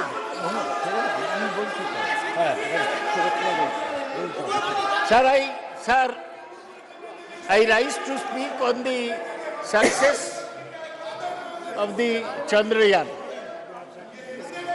I congratulate S. Somnath and all the scientists of ISRO. देखिए, एक सेकंड. जब आपका बोलने का सुनिए, आपकी कोई चीज रिकॉर्ड में नहीं जा रही है. Please listen. आपकी कोई चीज रिकॉर्ड में नहीं जा रही है. आपको अवसर मिलेगा बोलने का. माननीय शांत बैठिए विदुड़ी जी. नो, बैठ जाइए आप. आपको जब अवसर मिलेगा अपनी बात कहिएगा, अपना तर्क रखिएगा. अभी जो बात कही जा रही है उसको सुनिए आप. Please. Sir, please. I congratulate Somnath and all the scientists of ISRO. I may mention... अब बोलिए. I want to mention that there are many Bengali scientists from Bengal in the Chandrayaan project. Hey, तुम बैठो तो, फालतू आदमी बैठो तो बैठो. तारा बोल नहीं, भाषण दो ना. नहीं, प्लीज. अगर सकते हो तो भाषण दो. They are scientists from Bengal, from Tamil Nadu, from Kerala, from other states, but they all are Indian scientists. Please. आप तो दादा, you know the delicacy of the thing. Now please, आप बैठिए. He doesn't need your support. Please, Sagadda. Every scientist from any region, any part of India, he was Indian scientist. Ji, please. When we are seeing, okay, Chandrayaan soft landing on the moon, in front of the TV, we saw Chandrayaan, then suddenly the Prime Minister's photograph came. The whole country wanted to see the soft landing. They saw the Prime Minister photograph. Why should this happen? Chandrayaan is not the result of one particular individual's effort. It is the result of 50 years of scientific work done by hundreds of scientists throughout the country. Sir, I was very pleased to hear Rajnath Singh speak on scientific temperament. The man who spoke of scientific temperament in this country was Jawaharlal Nehru. Scientific temperament means you do not accept anything without experiment, without logic. Science is knowledge which is certain and systematic. I am like Rajnath Singh, former professor of physics. But in my physics, while speaking on Chandrayaan, I don't bring Ram Mandir like Rajnath Singh. There is no connection between the two. Sir, sir, sir, you continue on the... I want to say, I am not putting. Sir, I want to say, when somebody in top position says that Ganesh had plastic surgery in the ancient days, I do not accept this. When somebody says that Kauravas were born due to in vitro fertilization, I do not accept this. When somebody says that in Ramayana, the Pushpak Rath was a discovery by the ancient Indians, I do not accept this. I accept only that which is proved by science. Let me make it very clear. Sir,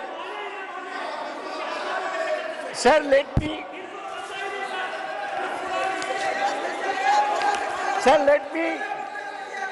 give a background.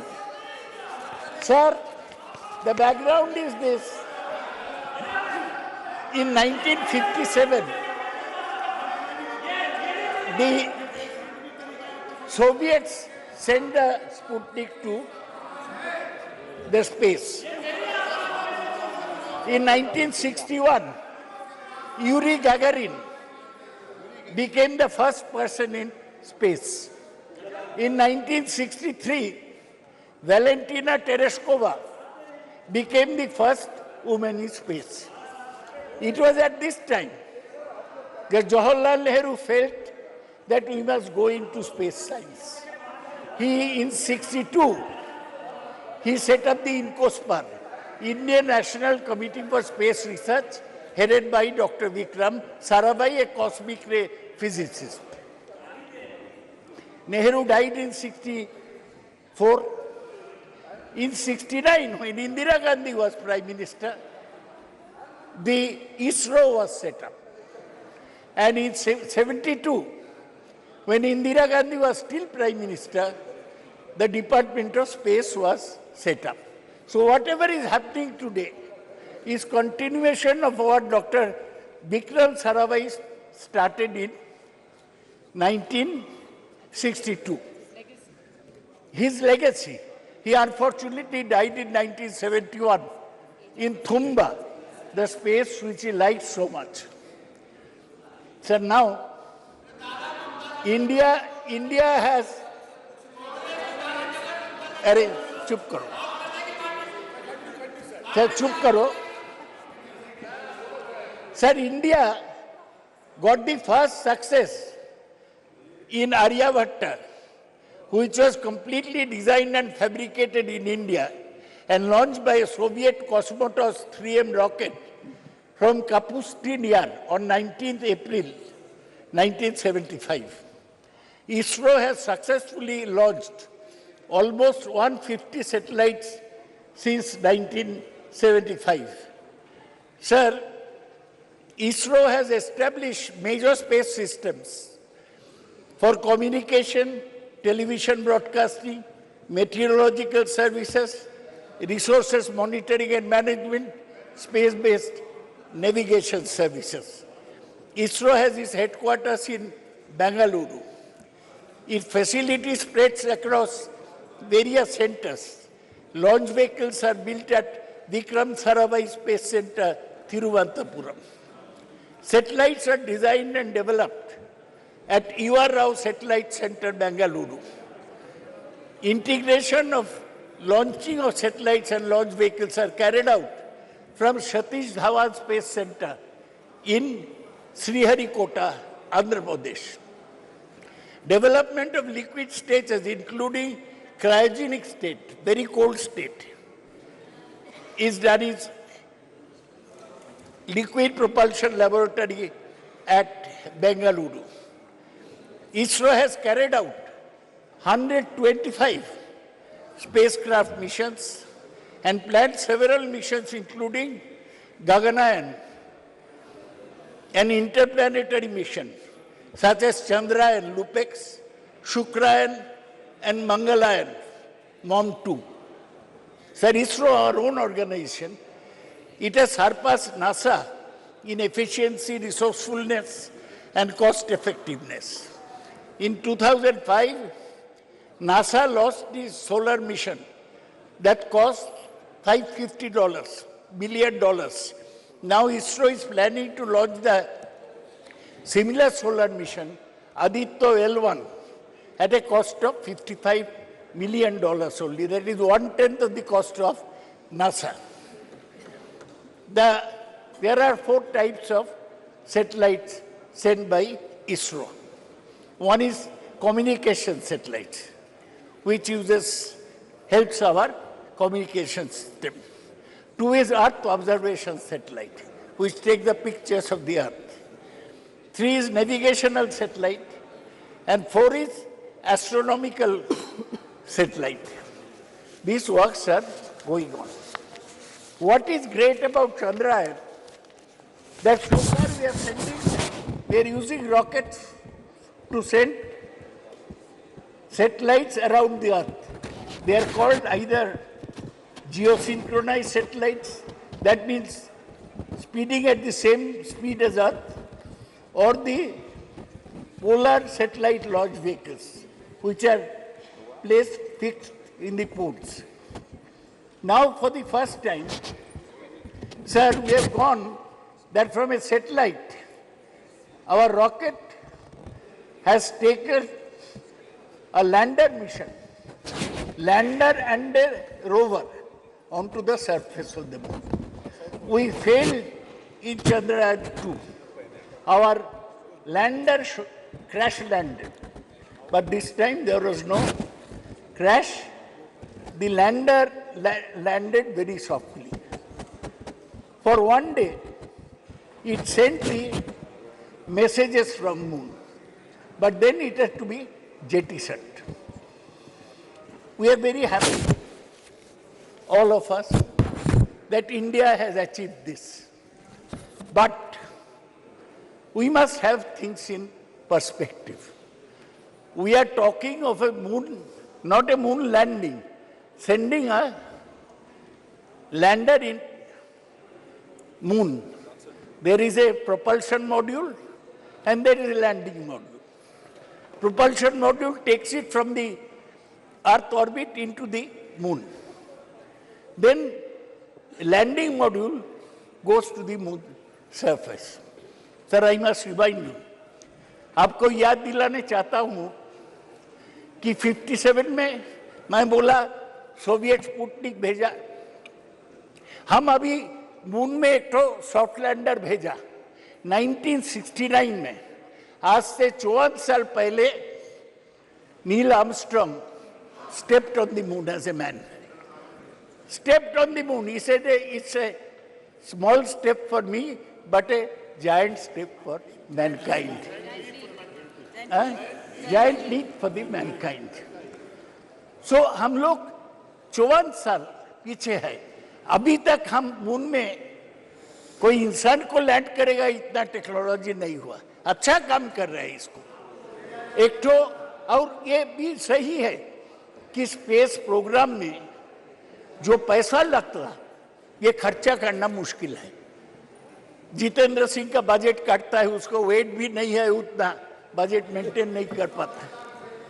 तो गरीब देश में, developing देश में space programme रखना मुश्किल है.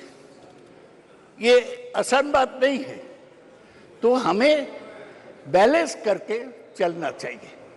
लेकिन हमारा जो सैटेलाइट सिस्टम है ये बहुत सर्विस दिया.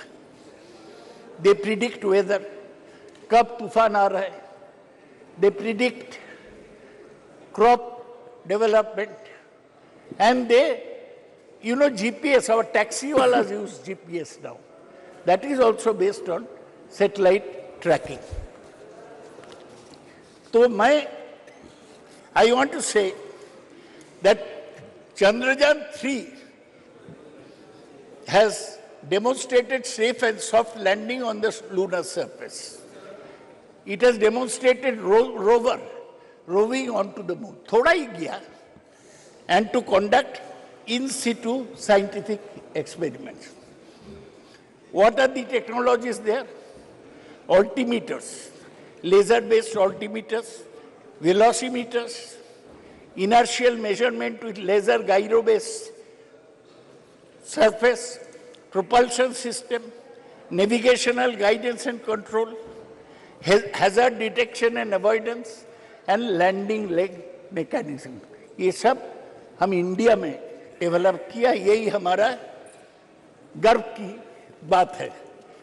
गर्व से बोलो, ये लैंडर पेलोड, इसमें चंद्रशेखर के नाम पे चंद्रा सरफेस थर्मोफिजिकल एक्सपेरिमेंट है, to measure the thermal conductivity and temperature.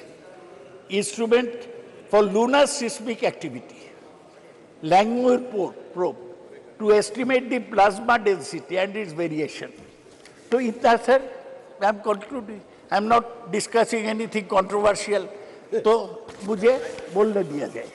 Agarwal ji, chairman साहब, सर मुझे यही कहना है कि हम आगे बढ़े हैं, लेकिन बहुत दूर जाने पड़ेगा. See, we have not mentioned, nobody has mentioned Kalpana Chawla. She went by the Columbia Space Shuttle. Her craft exploded in 2003, and she along with 7 others died. Today I pay respect to Kalpana Chawla, who was an Indian-born astronaut. Sir, आज क्या है? 1 साल पूरा हुआ. क्या? किसका? Frank Rubio, एक NASA के एस्ट्रोनॉट है. वो 1 साल स्पेस में है. 1 साल इंसान स्पेस में है. He is set to return to Earth this fall after setting the record for the longest single space flight by astronaut. He arrived at the International Space Station 21st September 2022 and will return home after 371 days in space.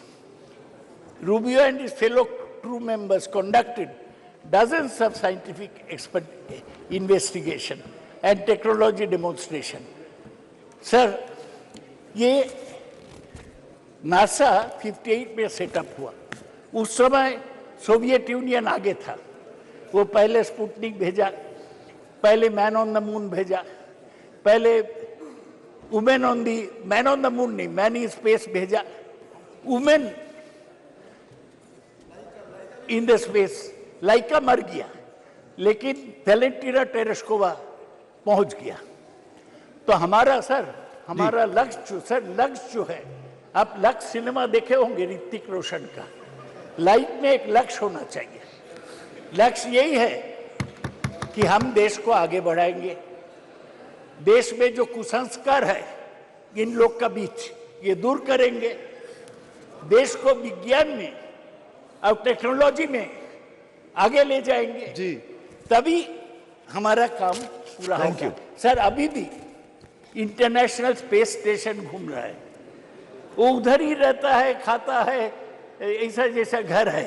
Frank Rubio ऐसा किया है. अभी भी China एक international space station बना दिया.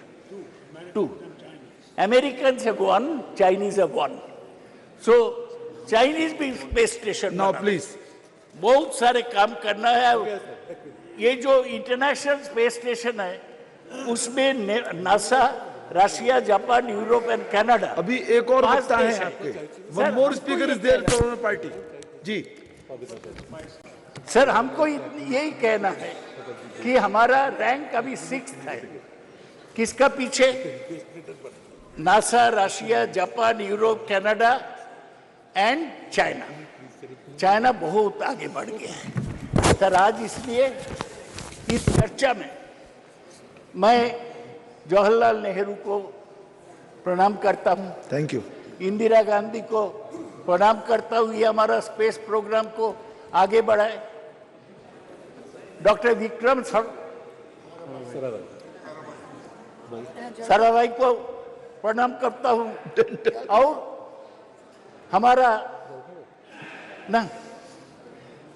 हमारा सतीश धवन और यूआर राव, इन लोगों को प्रणाम करता हूं। ये सब लोग मिलके हमारा स्पेस प्रोग्राम आगे बढ़ाया। ये बीजेपी का कोई कंट्रीब्यूशन नहीं है, ये साइंटिस्ट का कंट्रीब्यूशन है। Thank you, thank you. लक्ष्य में श्री लाबू श्री कृष्ण जी।